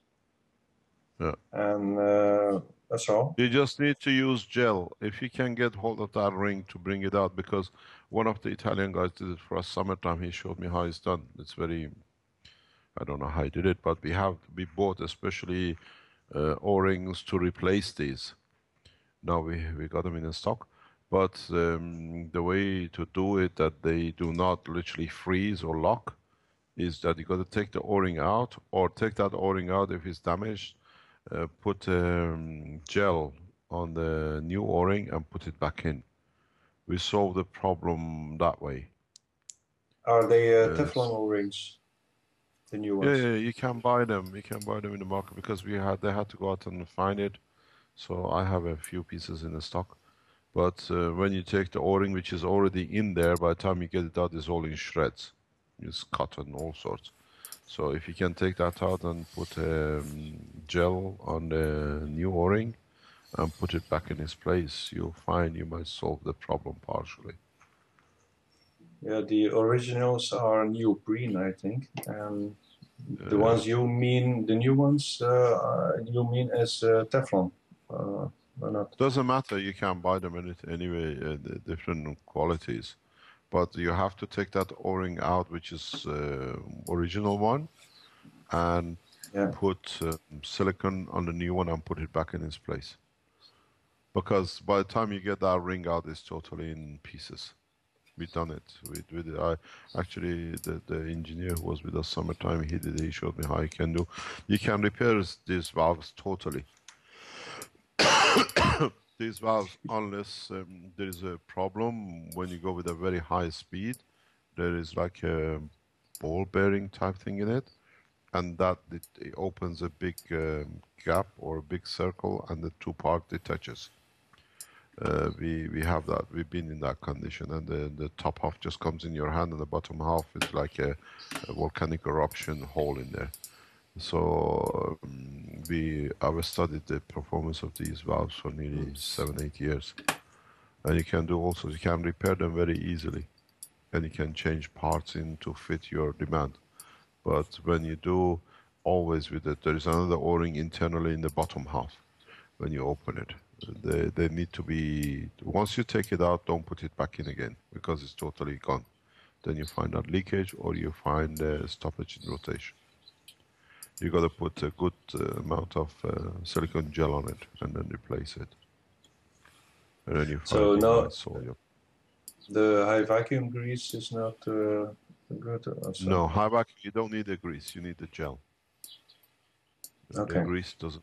You need a gel to do the job. Grease does a different job than the gel. The high vacuum is the vacuum you use for your, what do you call it, the rubber valves when you connect different part of the pipes of the vacuum system together. So I think I have some grease. Is this the same grease they use for taps, kitchen taps? No. Vacuum gel is different. It comes like in a toothpaste usually. Yeah. You squeeze it out, but the way to apply this vacuum gel is that you usually wear rubber gloves, like surgical gloves. You put the gel on the glove and you rub it between your fingers quite a bit. That you literally soften it, don't liquid, but it softens, and then you take the vacuum O-rings which you put as interconnection on your fingers, and you rub them very gently all over. You don't put a blob on the system. You put on your finger that it becomes a film, and then you apply it very softly on the O-ring. You don't leave. You should not see anything at all. Any big lumps of gel on the O-ring, because if you don't do, then this gets pulled into your vacuum pump, and then you have all sorts of problems with your filters. So this is the way to use the gel. You put it on the gloves, you rub it for a few seconds, that it becomes like a film, and then you take your rubber O-ring or whatever you have your O-rings, and then you rub it very, very gently all the way around, that it stays as a film, not as a lump. Then you find you don't damage your vacuum pumps. Something which will happen now, the way the reactor setting is set in the lab, is that I've asked what do you call it, if we can, for the first time from this week or so, with the telephone facility which we receive now and the system which we have as a system which is very accurate, we start not only mapping the fields in the reactor, but we start three-dimensional mapping of the whole magnetic gravitational field of the environment of the lab in the vicinity of the reactors to understand the interaction between the reactors, which field is going which direction when we change something. So for the first time, we should be able to do like a three-dimensional gravitational magnetic map of the environment of the testing area of the lab. This will give us a very deeper insight of the performance of the reactors and how they do it and how they interact. So this will be, what do you call it? This will be another breakthrough for us to understand which reactor is behaving in respect to the other reactor and its environment. We have chosen a central, more like position. We are about a meter and a half, 2 meters away from the walls, so we don't have an interaction. And then mainly we have a stainless steel tables, which is non-magnetic environment. So we have the opportunity to study the environment of the whole lab magnetically, gravitationally. This is important because when you locate these reactors in a craft, you have to know which part of the reactor, which part of the craft is to avoid, or what material you can start making in each section. The next step now is production of material through the plasma, interaction of the plasma of the fields. This will come up within the next few weeks, and then knowledge seekers will show you how it's done.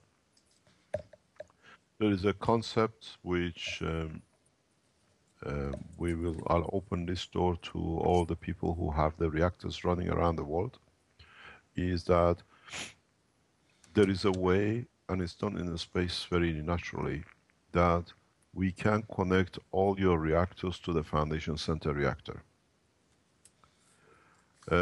This will take time. The knowledge seekers have to understand what they are doing.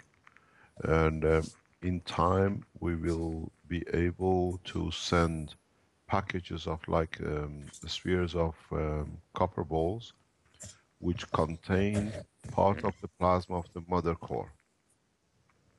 Which means when you add this core, this plasma to your cores, where you have a stable core, you're running efficient cores, because the two come from the same source, your reactors will connect up with our reactor in the center. This is part of the development, which I will teach you soon. But once you manage to run enough reactors around the world, doesn't matter where you are. Can you switch off your mobile, your microphone? Sorry, my Skype killed down. So, yeah. So what it is, that it means wherever you are, you will connect with us through the common magnetic field environment of the same material. This is what we are doing in the Gans state with the non-wiring brain, which is on the table and upstairs in the what do you call it, lecture room, and the reactor center in the central core in the lab. So in the coming future, we will send you materials which you can connect with us directly and test with us. So if we change something here, you will see the change in your reactors. This is a zero-time communication system which will be established, and will teach you how to use it. So in the coming weeks, if you can understand the performance of your reactors, by having one reactor, you can be part of the full generation of the reactors around the world. This actually will be helped very soon. We will announce it with the accident in Fukushima. The Fukushima accident has created a fantastic opportunity for the plasma technologists. So in due course, maybe by the time we release the Fukushima paper, we'll add this to it. The people in TEPCO and the Japanese government have not realized that they have become one of the most powerful energy producing countries in the world through this accident. I'll explain this in detail, and it's in the paper partially referred to. So in the coming time, we all be connected through one central position because the material will come from one center core. This is how you will communicate in deep space. There is something which we have the luxury of being here, is that for the formation we need 4 or 7 reactors. But with the luxury of having different cores available, now we have 8 reactors. So we have 1 reactor on a standby if somebody fails out or falls out. This reactor is the original reactor which Jorge and Yukoko started. It's a dummy reactor, and we took it out deliberately because it was releasing fields whenever it felt like it. It was there to play this game, but it does it very effectively. So it changes polarity and it directs fields outside the sphere of the system, because the inner core was made to be loose, and the core itself is loose.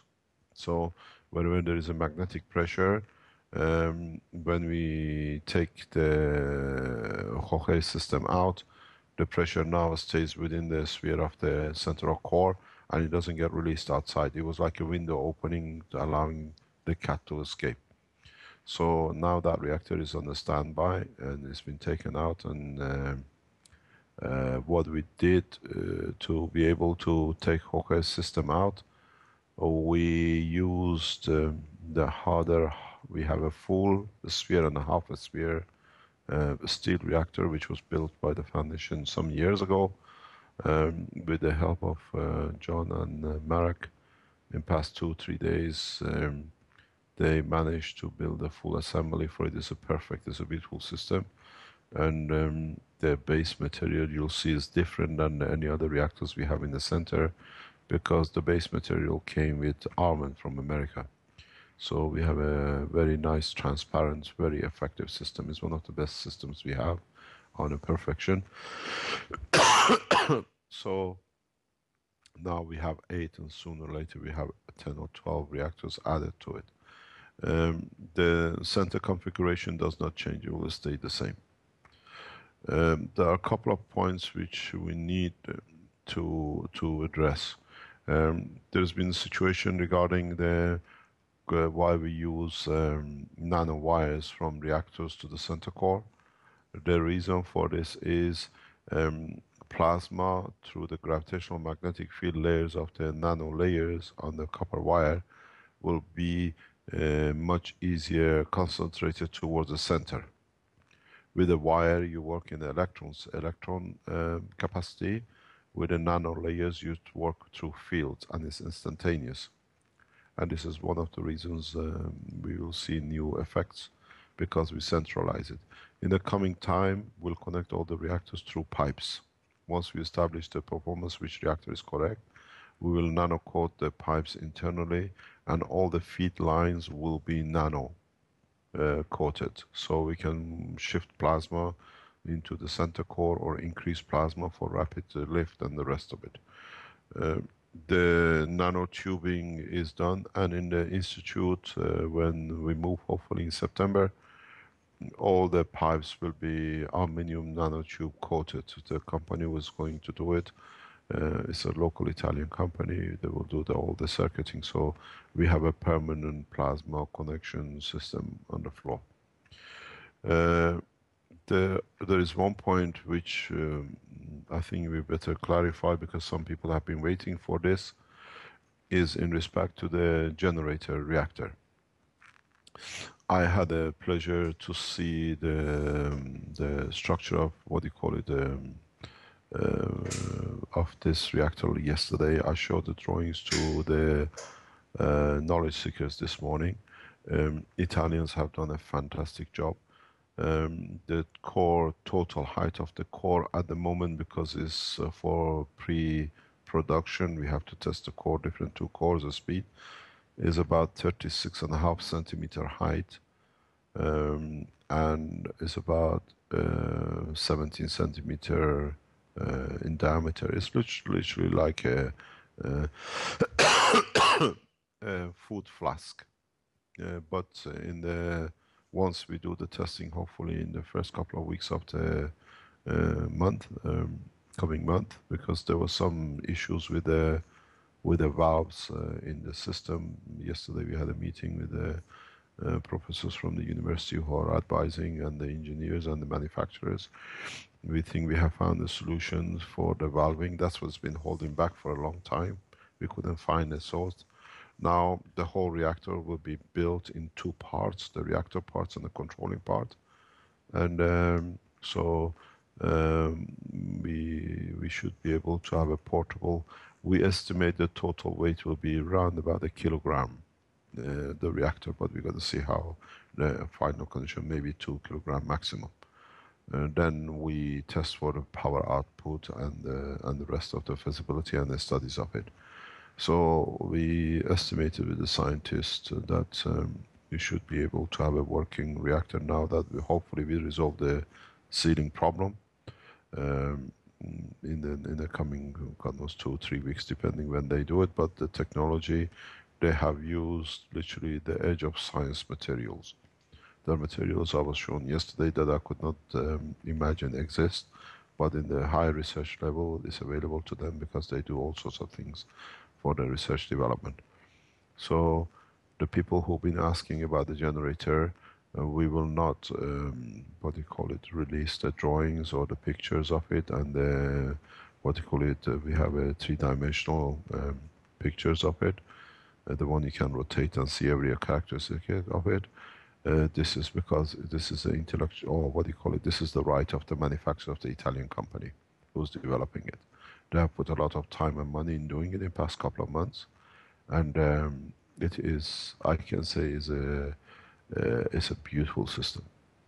It is marvelous what I've seen, and thanks to the Italian scientists, universities, and the engineers who managed to put such a thing together. So we might show the units in public, but they have to make the decision, because now they're looking into the mass production possibilities of making it more efficient. The problem was part of it, the ball bearings. We could at the height to last a long time. There was a problem. At the same time was the conductivity between the two layers, which we could put a bearing. Now they have found a beautiful solution for it. It's a highly newly developed bearings, which has no metallic connection, and it has no connection. It's a very simple but a fantastic system I was shown yesterday. So soon we should be able to have the system here with us for energy testing, and initially for coating and assembling. It literally fits like a 2-part of engine, the top half and and the core half, and the top half has 8 pieces inside embedded, and the core half is 2 core halves, 2 spheres inside each other. So this is the news I can give you where we are with the generator. But it is absolutely beautiful what they've done, and I hope we get a permission from the manufacturers or the developers to show it in public beforehand in next month or 2, because they are using edge of science simple technologies to guarantee a lifetime work, not a short time testing work. The other point which we are trying to sort out now is that the process for the registration for the Keshe Foundation Institute starts from next week. I've been told by our webmasters, hopefully we purchase 2 further servers to support the institute on its own. So the foundation now has 4 servers in support. There is a 3rd server on the backup if you want to take it over, but this takes programming and the rest to come in. So we have, as the knowledge seekers here, cannot do everything. We are more trying to concentrate on the development and research. Is that we start putting an administration structure into the new university. So from next week, we have Mary Christine will join us to start the process. That's the administration accepting, and the rest will go out of the hand of the knowledge seekers and in the hand of people who assess who comes and whatever. We've had a problem here in with one of our knowledge seekers, which hopefully is getting resolved, is that if you're a knowledge seeker, do not come into Italy or Europe by, what do you call it, a visitor visa or tourist visa. You need to attain a full educational visa as a student to enter. The company called Spaceship Institute, SRL, is being legally put together. It should be signed in within the next couple of days now that we are stable in Italy. And the Spaceship Institute SRL will be registered, and the procedure has started with the lawyers in respect to registering as a, what do you call it, teaching institute and university. We don't see a problem with that, we've been assured, so we got to see where we're going. So if you want to join us, there is a huge change in the institute. People who we accept as a fee-pay students, they have to adhere to what they agreed. At the same time, for every 2 paid-up students, the foundation will accept 1 non-paid-up student from third world nations. What this means, if I'm correct, is that we are expecting within the first 2 years to reach between 300 to 500 students.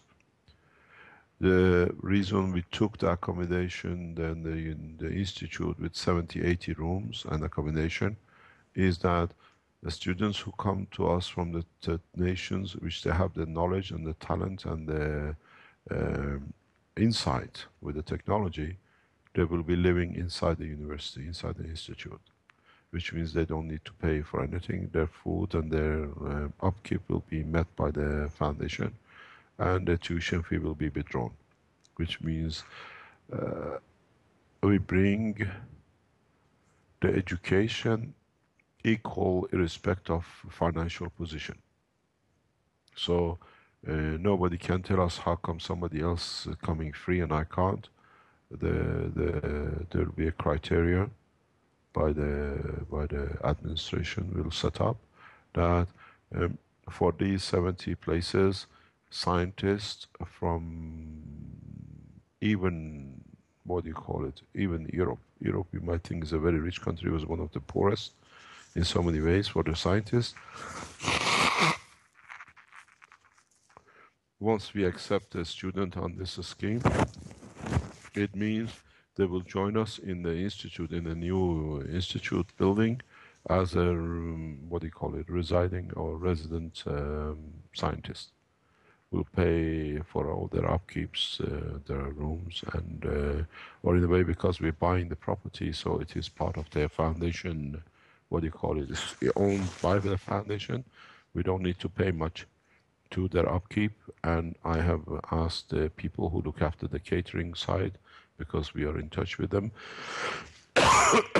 is not going to be a way that just because there are students and they are there as a guest of the foundation and the tuition is paid, they have to live on a meager life. There will not be a table where somebody eats a steak and the other one has to look. If it's a steak, it'll be for everybody on the table the same. So we try to bring the ethos of the foundation into the teaching. The other point is that these scientists will be sent back to their nations to teach on the same basis. And we are structuring month residence, 3 months residence, or 12 months residence. So if you come here, you can register for 1 month, or just under 90 days, which falls with a lot of visa regulations, which you can be here for 85 days, learn as much as you can, and you can go back without needing to extend to a student visa. But you still come in as a researcher, not as a tourist. The whole structure will start kicking into operation within the next few days. I hope, if the webmasters and the team in Tehran can put it together and do it in a good way. We have to accept a number of the free paid students according to the number of paid feed students. Because I've come to this ethos of understanding. When everything is free, there is no respect, and it comes abuse. But the people who pay understand what's their position, and people who get the whole knowledge technology from the foundation have to understand it's been paid by the ones who are here. So in both ways, we don't drop from somewhere. It all comes from within the structure. So it cannot be no abuse. And at the same time, we try to arrange and organize weekly or weekend lecture groups. There is a talk at the moment, Jorge hopefully can sort it out, that we will hold the first 2-week seminar on the medical application of the technology sometime in October. So it means if you're a medical person or connected to health, you can register for this 2 weeks program. The plan is at the moment to the first week to teach or to try to share knowledge about the theoretical and the way we see it and the way it is. And in the second week, we try to build systems with you, the way the knowledge seekers do here. But you build systems, you understand why you build the system, that you can transfer the knowledge of the health section into the world environment for the other scientists and health people to do it. This position is initiated by the doctors in Spain, and Jorge, who speaks Spanish, has been put to be in charge of it. We'll see how many people we can accept on top of the students we have in the in the center, and then we do different seminars according to whatever the topic be. Something else which is part of information, which I'm sure you will see the pictures of it, the agricultural part of the technology. We have put everything together. It starts hopefully, if we didn't have the accident with Marco's reactor, would have started this Monday, but now sometime next few days we will start the agricultural part. Every knowledge seeker decides what they want to grow, and they have boxes of their own. They grow one part, a similar box with Gans materials, and then with different gases and the duration of the dilution, insertion and the dilution of the material for their seeds. So we start seeing the effect of the technology on agriculture and growth of the seeds. Armand wants to grow roots without seeds, and we'll see how he comes. And Marco has already bought his tomato plants, ready to see how they grow a different way. So every knowledge seeker will do their own way. John has agricultural knowledge in the background, so he can tell us more. And the scientific analysis of the end products goes to Jorge, because that's his background. So now we move into the agriculture from this week, on top of the producing the nanomaterials and the rest. And in a way, in a very, very smooth way, we started with production of the nanomaterials, the first batteries, and then the Gans, and now we have the material to go into the agriculture. And very soon we'll use the Gans material for the running of the reactors. It's much easier to run a reactor with the Gans, which is already magnetic, than trying to ionize a plasma. This is a technology which I've explained to the knowledge seekers, but we are waiting for some position to be cleared. So in fact, you Gans your core, and you put nanomaterial in your core, and you fill it up with Gans, so you're already straight away into gravitational magnetic. If you're thinking to do it, don't do it till we tell you, because it's got a lot of dangers with it. As I always say, it's an old Indian say. They say half doctor is more dangerous than a full doctor, because he doesn't know what he's doing with the other half. So the process will go into the development, and then you will see the universal lift system.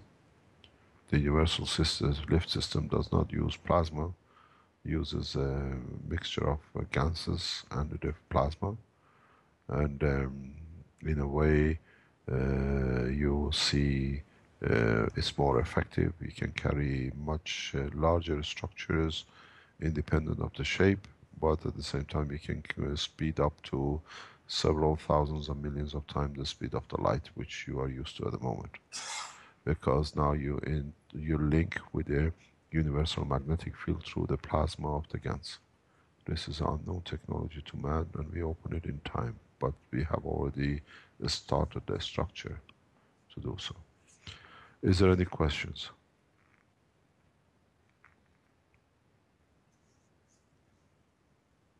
Yes, I think Elia had a question. I'm just waiting for her to get to the mic.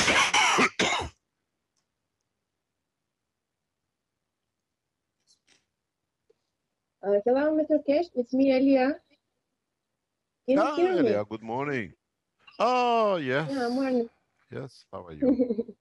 So I have a question, and that question is not only mine.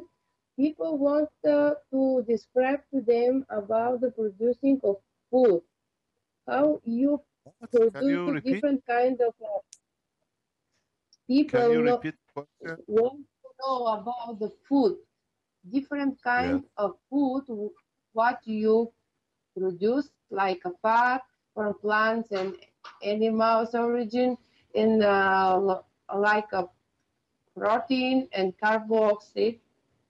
And they want to know, did you test them in some laboratory, and what actually they are consist inside? This is also a question from the live stream. I don't understand the question. Somebody tell me. Just wait one second. Ivan is trying to explain. Okay, the question is how you make the food in nano state. Because you described you made the food like a fat, like a protein and carbohydrate. Oh, you mean in the cubicle in the lab? Yeah, in the lab. So they want to know how you made it, what actually have inside, like a Gans state of which one gases, and did you make some tests of that food? The test we have given the material out to be tested.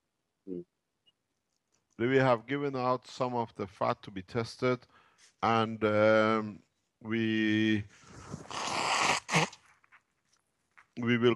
going to start the testing of the fats and their effect in the coming weeks, and God knows as we go on.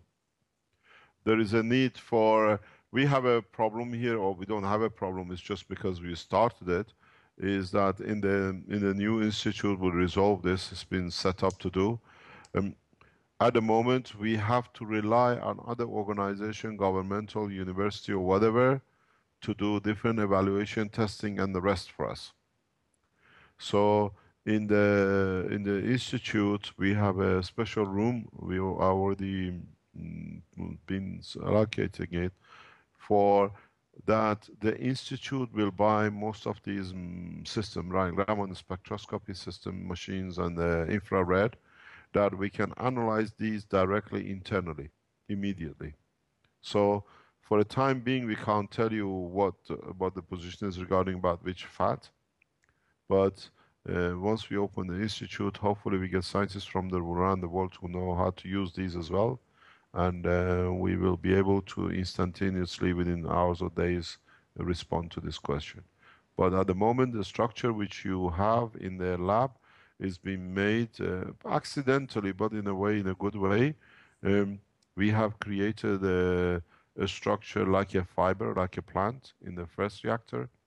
We see protein, but in a different structure on the top. That was the original drinking bottles which we started. Then the second one, which is a twisted, it's very much the third one, which is I built, is an accordion shape. One replicates the flesh of the body of animals, and one is the flesh of like a fish.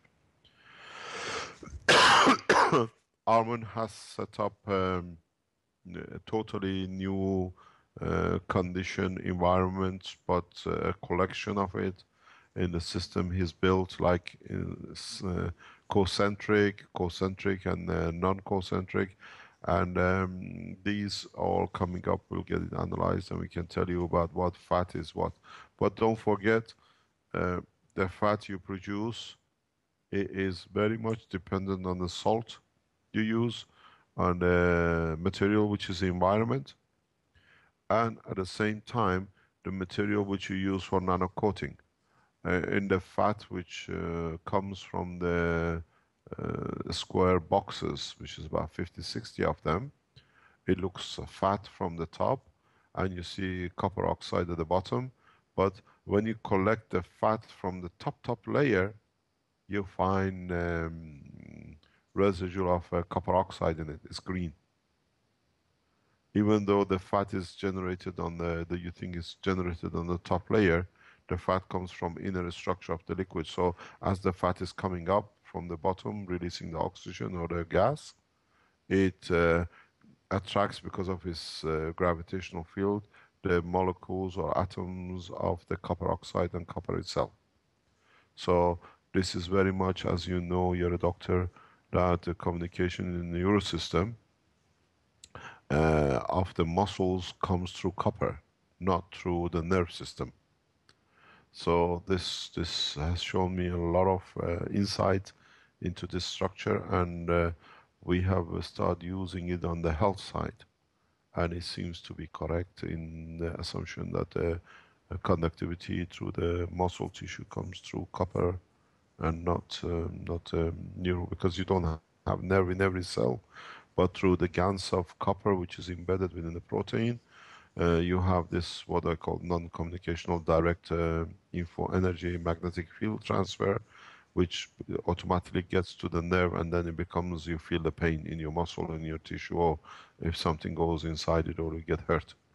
So we can explain the whole process, how it's done because of the Gans condition.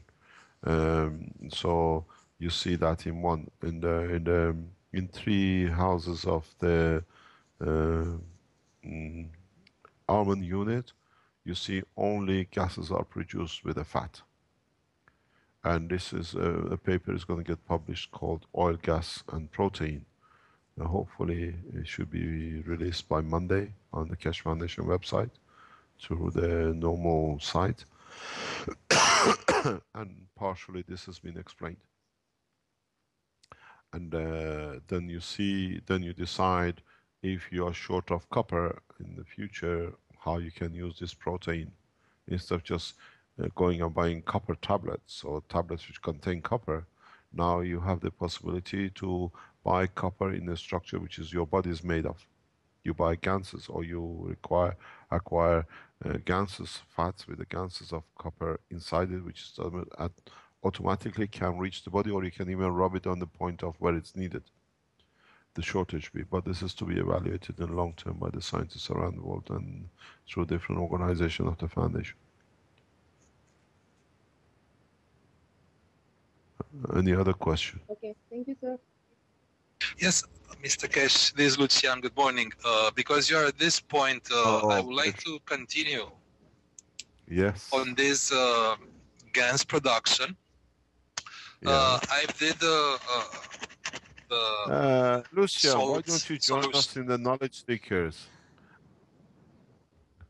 Well, I think I will be next year in Europe, so probably we can meet in Italy.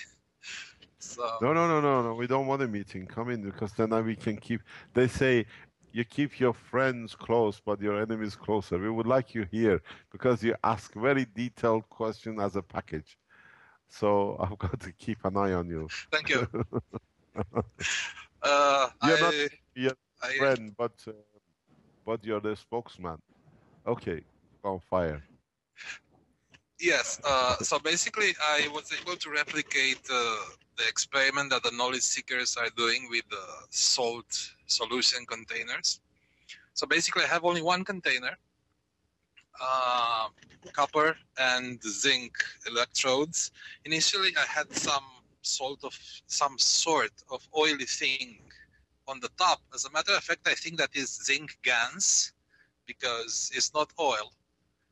And on the bottom, it's like a bluish powder, which gives some sort of blue color to the water, which based on what you are saying, probably is CH4 in the Gans state. So building to what you explained to Elia and what we discussed into the previous workshops, after the cell started about 970 millivolts and it's dropping with about 100 millivolts a day. So today is about 740. And the iron electrode lost almost all its zinc. So on the bottom of the tank, of the plastic water bottle, there are like two moons. A bigger moon, which is darkish, probably that is the zinc, and some sort of bluish thing, which is the CH4. So probably now it is only iron on the. It was, as a matter of fact, a wire from a champagne bottle. So this point,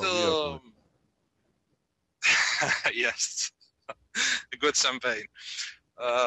So now coming back to what you did start about 2 workshops ago, when you start to explain bridging between containers, but you went to other directions. So basically what you try to explain there is that when you have the big box with just separators between the compartments, you have a certain plasmatic condition.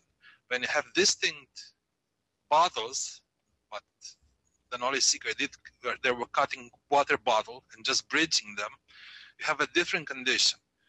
So also what they did not explain is you guys arranged that cut bottles like in a square tray. I am doing them in a linear, like a string. So basically, could you give us some hints what kind of consequences will have if these gravitational magnetic fields are acting linearly, as I'm doing, like in a string way? And if the electrodes are, how to say, facing to each other or perpendicular, as you did in your big box, how to say, this kind of different kind of fields, how will influence the material? When I'm saying material, it could be oily thing, protein, or whatever it is going to be obtained. I think I went shopping 2 or 3 weeks ago, and Marco has this square and the long containers, the linear shape. We don't see any changes, any difference.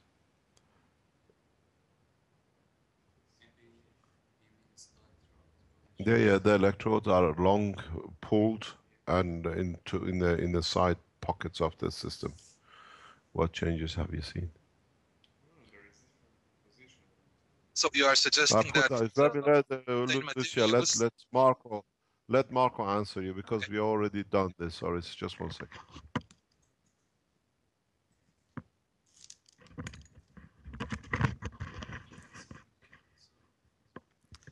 There are also some pictures on Facebook of another system that we are running with nanomaterial or Gans absorption, and it has different small containers in it. One of them are very small, one of them are elongated, different sizes, and also electrodes. One of them are very compacted, and one of them are elongated. And what I've seen, the in elongated shape of the cells, on one side there is more concentrated material than on the other side. On one side, the liquid salt liquid is more clear than on the other side. You got different composition, different material Like gets different densities? Yes, different densities, let's say.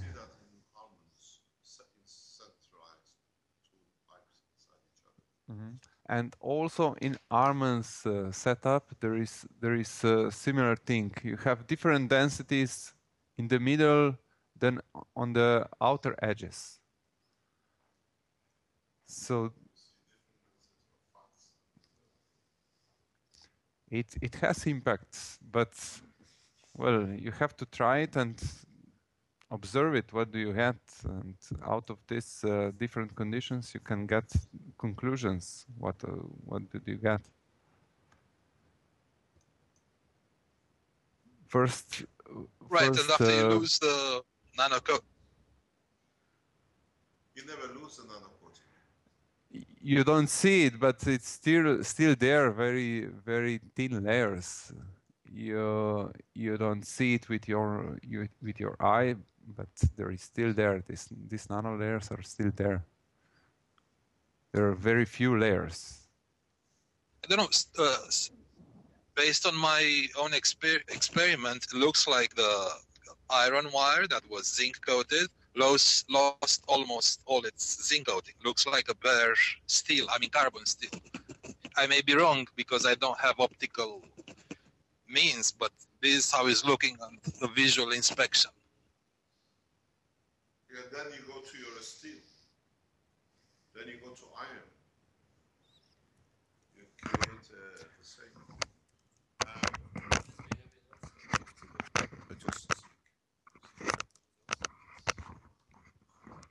In our cells, you can also see this iron or steel coated with zinc. And some of them were nano-coated, some of them were not nano-coated. And so we have one electrode, let's say copper nano-coated, and one zinc which is coating the iron or steel inside. And we see in this production of gas and white stuff. So and when the zinc layer is broken during the process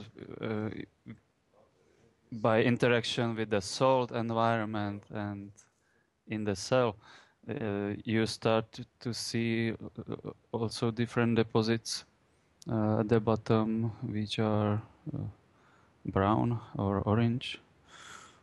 So there's certainly you get different results after you consume or the zinc layer on the electrode.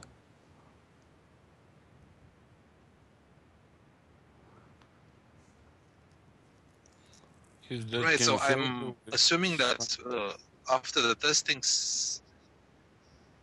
phase, the goal will be like a continuous production of oily thing or fatty thing on the top of the liquid. So in order to maintain the same gravitational magnetic field condition, how you guys are planning to, how to say, I wouldn't say to refill the electrodes, but to keep the condition. Just replacing the electrodes, because if you do so, the new nano-coated electrodes will have different gravitational magnetic fields packed. Probably you are going to get other material, not what you are intending to. And I'm asking this because I want to couple this with Elias' questions and with the health, probably the next coming health seminar. So if a guy is sick and he needs, specific doses or gravitational magnetic field package, and you do it once and the guy is coming after 3 months with a doctor to see you, you have to give it the same, doses. So I'm just trying to think how it can be controlled to give it the same. In other words, for not changing the electrodes and changing the conditions. Any ideas on this? Yes, we see in these cells that these electrodes are consumed. in some way because the surface changes. But if you use, as Mr. K says, just pure, let's say, zinc electrode, not iron coated with zinc, then you will have more equal conditions during the process. We see that in your boxes. One is nano copper coated and one is a copper. And the only thing we've been extracting is pure copper from us. Yes, as you can see on Can you ask Mr. Kesh to come near to the microphone because he doesn't, we cannot hear him. Yeah, what happened if you look at the sorry, I've got a very bad cold for the past couple of weeks. It's not going away. The point is, as Marek was saying, in the cubicle samples, which we have about 50, 60 in the tray, we haven't used any other material. It's a nano-coated copper and a copper wire. So we only have, yeah, but there is nothing outside but copper and one nano-coated and one nano-coated, and we are only collecting copper material from it. So if you want purity, you can decide how you mix and what kind of mixture of material you're coating. We see this with Arman. What Arman did, he took copper mesh, he took copper tube, he took zinc-coated material, whatever he had, he took and mixed zinc-coated and there's plain zinc as well. And what he did, he assembled all these together, he soldered them all together, and then he put the whole lot into coating. Even the wires which connect the different pieces are coated with nano coating. And we see a very interesting pattern in the way the material are produced in his machine. In what I call it, it's a machine, it's a live system. In a way, but if you look, these are machines, food machines. They are the cows which don't walk. So they give you milk and they give you meat. It's a protein. And they're laughing their head off here. The interesting thing is, we know the whole structure in these boxes are gravitational magnetic field connected. We will release the pictures, hopefully, or you've seen most of the pictures. From the first couple of days, for example, in the unit which Arman has built, the 3 cells on the right-hand side have stayed producing only and stayed totally clear. And they only produce CO2, Gans. And the rest of the other 21 boxes creating all different materials, and they never changed. So it was accidental. Even those 3 by now should have gone through rust or been different material. If you look at the box, which is the way I built the two boxes for production of the protein as a material to eat, you see the same condition have stayed with all the boxes. The ones which have been clear from the beginning, that are still clear. So it's got nothing to do with rusting. If you had 2 brown, 1 clear and 1 brown, has been the same from the beginning. If you had 3 and 2 and 1, it's still the same. So is the gravitational magnetic field, even though it's so weak, you think, between the nano coating and the material in the salt, it dictates the whole composition of the box. So this is something which, as I say, you're too focused at one thing. Look at the bigger structure. And we made a note of this in the paper to be published next week with the oil, gas, and protein. Marco will show pictures of the boxes. So in the same box, you see different type of protein according to the gravitational. Even though they are the same material, the same salt, the same thing, you see different gravitational magnetic field which allows production of different kind of protein in the same situation. So in one box you collect one thing, and in the box next door you collect a different thing, but the pattern is exactly the same, 2, 1, 1. Nitrogen, carbon, hydrogen, oxygen. And the oxygen, where is the CO2? We know the CO2 characteristic is where the oxygen is centralized, because oxygen is the gravitational system in the protein. It's what holds the whole entity together. And nitrogen is the igniter. Hydrogen, because of its condition, is the energy releaser.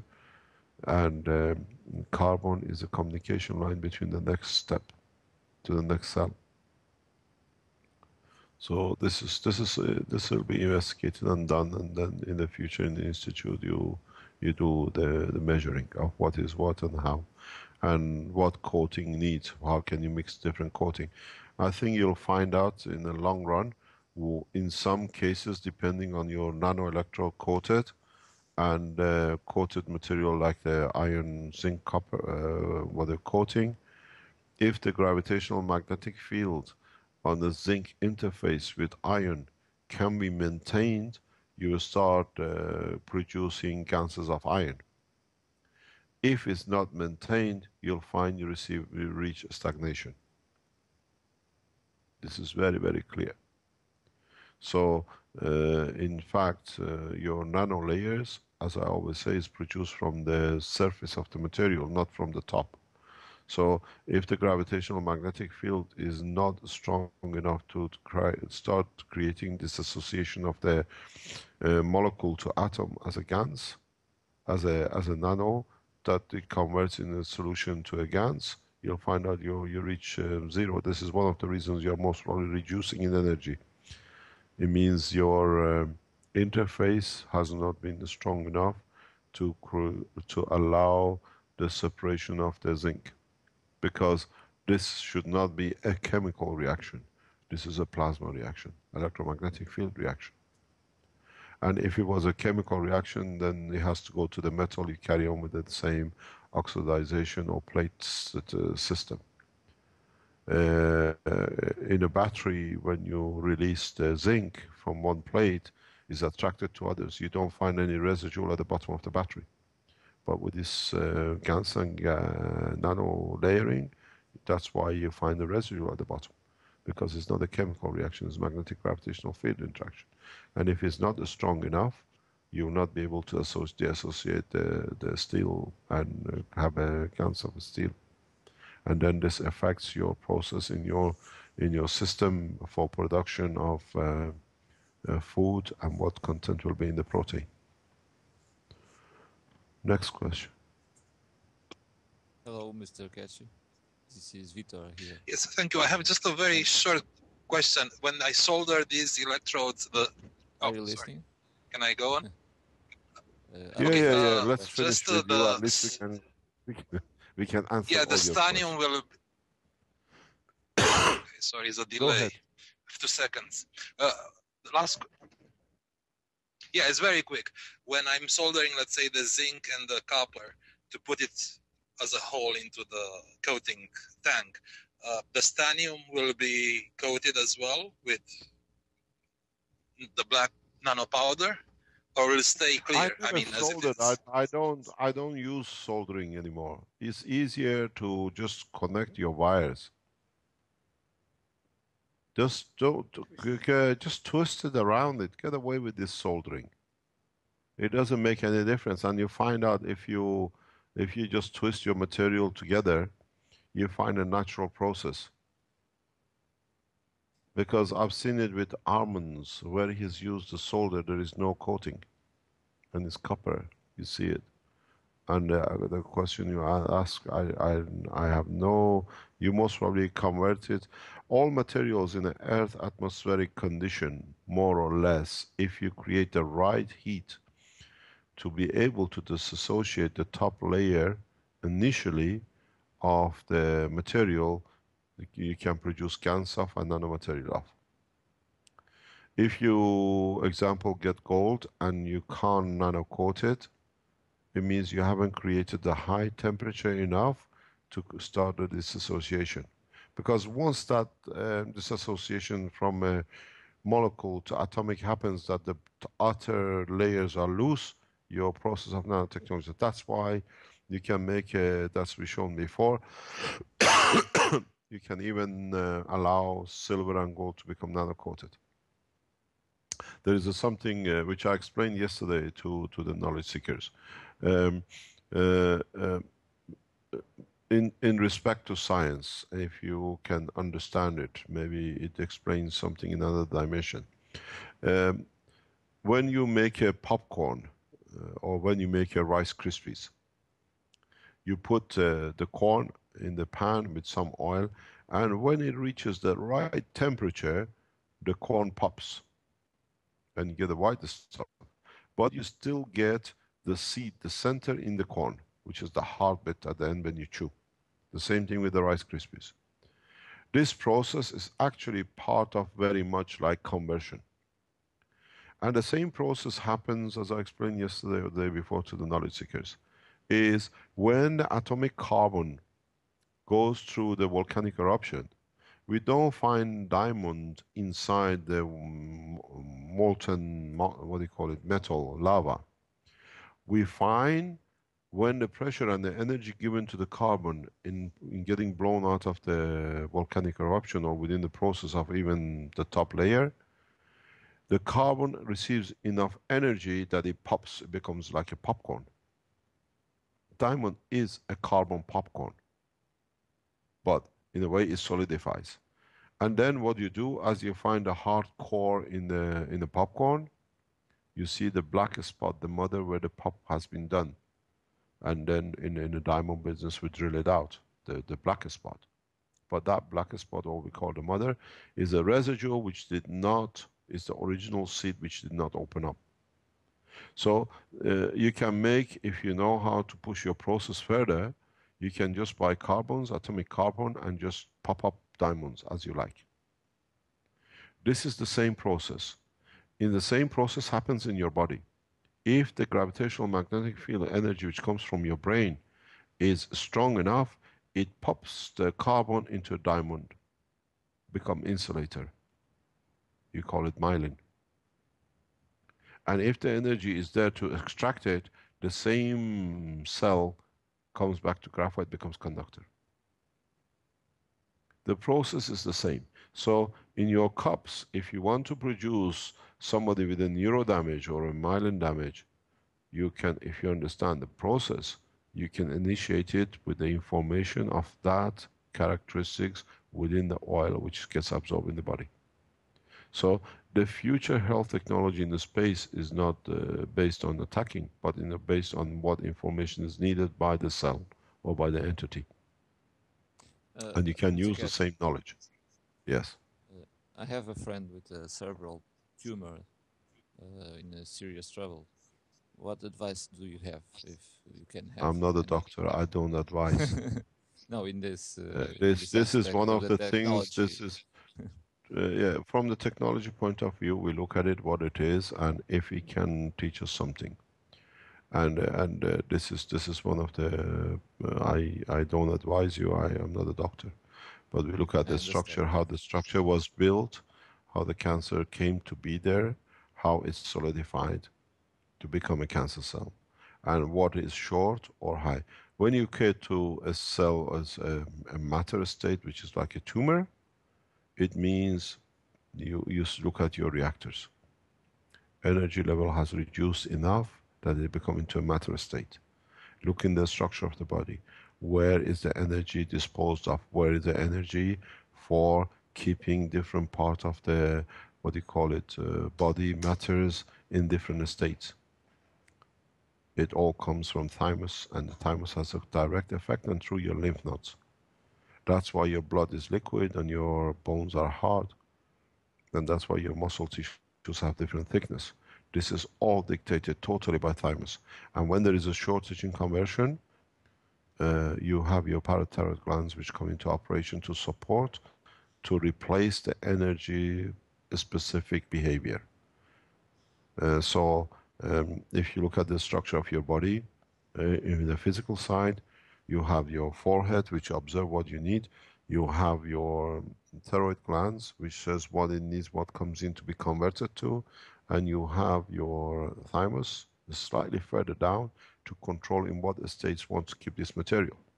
So the body is a control room, but now we understand the operation, so we can interact with the body through its own working, what we call the plasma technology. This is what they said, oh, he only uses magnets, he's a crook. It means, oh, boys, you never understood a thing about creation. So you have to understand how the system is positioned. It's the same as I said with the cups. Why one cup always stays white and never changes, and we still see the same process. You have to understand the interaction. This is what I was trying to teach John. John is much closer to the energy within his body. But I was explaining to him in the past couple of days. And now that we are going further, I try to enhance in what the knowledge seekers are more close to, they enjoy to do, to enhance their knowledge in that field. So there'll be more individual short teaching.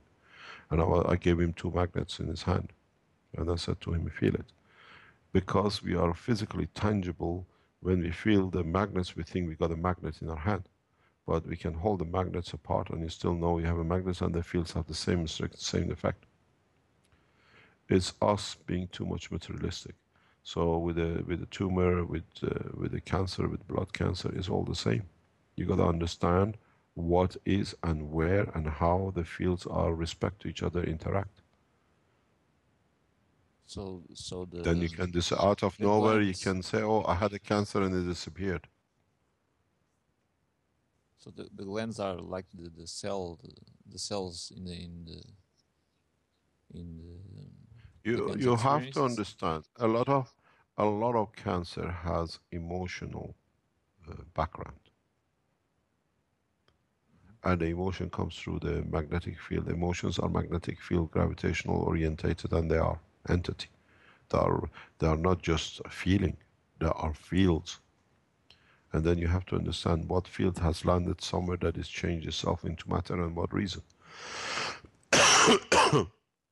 And how the body has decided to put it there. We'll start teaching the medical side in much depth, or what I call the health side. I'm not a doctor, but then the doctors will teach the process to the other doctors. Now we have a good core of medical people around the world who are ready to push this to the next level. The numbers runs into a few thousand. Now they've been trying to be in touch with the center for a long time. Now that we open the institute, we bring all the health section into one. And then as medical people, they can run with this once they understand the working. And this will be a field day for the pharmaceuticals. The development of new type of materials which can be used for improving conditions. But in the space, you build these yourself as you need it. We started the mapping of the magnetic gravitational field of the what do you call it, the lab, now that we have more, because we have interactions. Soon we'll start doing the same thing with the materials within the lab. Raman spectroscopy becomes meaningless when you can do a 3-dimensional field detection, and then you understand exactly what is in your hand. Recently a test has been done and they say, oh, we see only calcium CO3. But in fact, boys, you had the Gans in your hand, but because you were what we call Raman spectroscopy, this shows its characteristics. But if you would in infrared spectroscopy, then you see the composition of the material will show. It'll show itself in Raman as a CaCO3, but when you put it in infrared spectroscopy and another system, you'll find it shows the property of the superconductors, which is very abnormal, but it's a natural process of the Gans and the nano layers, because the interaction with them is not in a matter level, electron level, but it's in a magnetic field flow. Next question. Thank you, Mr. Kesh. Hello, Mr. Kesh. I have a question for you regarding biology also. The mind can release some fields, and it causes the cells of the body to release ultraviolet on several different wavelengths. Can you tell us more about that? Repeat. The mind, you can release energies with the mind, and it causes the cells, certain cells within the body, to release ultraviolet light. You can release with your mind energies that your face looks white, not only ultraviolet. I seen even the pictures. People, their face looks white. They can take a picture of themselves, but it's the way they concentrate their energy. In the very near future, as very much like you will teach you in how to do it. It's very dangerous at the moment because, as I said, the people don't understand what they're doing. You can concentrate your energies that you literally need no torch in front of you. You can create a field ahead of you like a torch. It's a very natural process in the universe. People don't carry torch with them the same as nobody carries a motor in the universe. But if you know how to concentrate the fields as a package of gravitational magnetic fields, you can enlighten your path. It's a very, very simple system, and it uses very, very little energy. So it's not only ultraviolet, but you can release fields which can interact with your environment. Doesn't matter if you're on the Earth, atmospheric condition, or anywhere else. Because you know how to control it, you can create light ahead of you to see. If you are a visually dependent animal like human. I'll try to get a picture from this guy who can create light in his face. When you take a picture from him, you see totally white light, like a fluorescent. And he can take pictures from different angles with him. I met him, he's an Italian scientist. He wanted to know how he can do it, and I was explaining to him. He's in, I think he's going somewhere. He'll be back here next few months, most probably we'll see him. And then, or maybe if he listens to the workshop, he can post his picture on the internet or send it to us, we post it up. Next question. It's nearly 3.5 hours as usual. Yeah, we try to bring it to an end. I was going to say, I think it's probably time to wrap things up here. It's definitely been over 3 hours. So, wow, once again. What do we try? Let me wind up in one way and then we say goodbye from here. Right.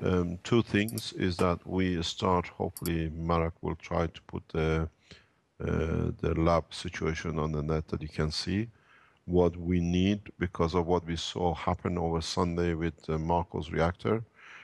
We need to go live and we need to run like a 24-hour vigilance system.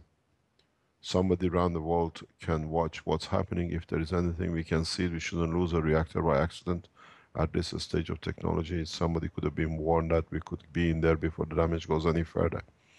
So we are looking for people to, once we have a internet problem here that we can get it resolved hopefully very soon.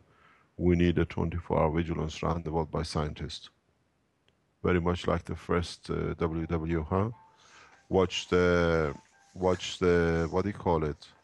Watch the coffee machine when there is nobody there to queue up. That's how we got to WW. We need that process worldwide for scientists to watch, to observe, and at the same time as you learn and inform us if anything happens. Secondly is we appeal for financial support to be able to put the the Foundation Institute as an entity by September. We need just several million euros to put it together, and this is a physical purchase, is not a place that we can walk into. So we need the facilities is something like 40,000 square meters in one of the prime positions, but he has all the facilities we need. So somehow somebody somewhere has to be able to, as a group or as a mass, to be able to pay for such a process. We support it as much as we can, but this should not be part of the foundation problem. Now we transfer the knowledge. If anyone around the world who's downloaded the USB key contributes €1 to the foundation will pass $150 million. Now you know how many times the patent has been, the key has been downloaded. If the knowledge in that key worth €1 for you that you downloaded it, you pay €1, the foundation will have enough to support itself. Thank you very much. Thank you. We bring it to a wrap. Yes, definitely. Thank you very much, Mr. Kesh, and everybody there at the Spaceship Institute. Once again, this is the end of the 10th Knowledge Seekers Workshop. And will we continue again next week, do you think? Or leave that decision until later? No, we never stop. We'll be there next week and the week after. Right on. We are talking, we are looking at a 4-week session holidays in August at the moment. But I don't think will be much effective because we have to go through the opening of the institute in September. So maybe we carry on through the holidays too. Right. Thank you very much for your support. Thank you very much for people around the world who support the foundation the way they do. But don't expect miracles from us because we have to understand, and you have to understand that you cannot teach everybody at the same time. Yes, and it's all step by step too. You can't go too fast in this business. It seems like it has to go as things unfold. Otherwise, we become a magician. Right. Well, you're pretty close to that. Thanks for your hard work, Rick. Thank you very much indeed. All right. Thanks to everybody. Bye. It's a wrap. Bye. Thank you. Thank you. Bye. Thank you. Bye. Bye-bye.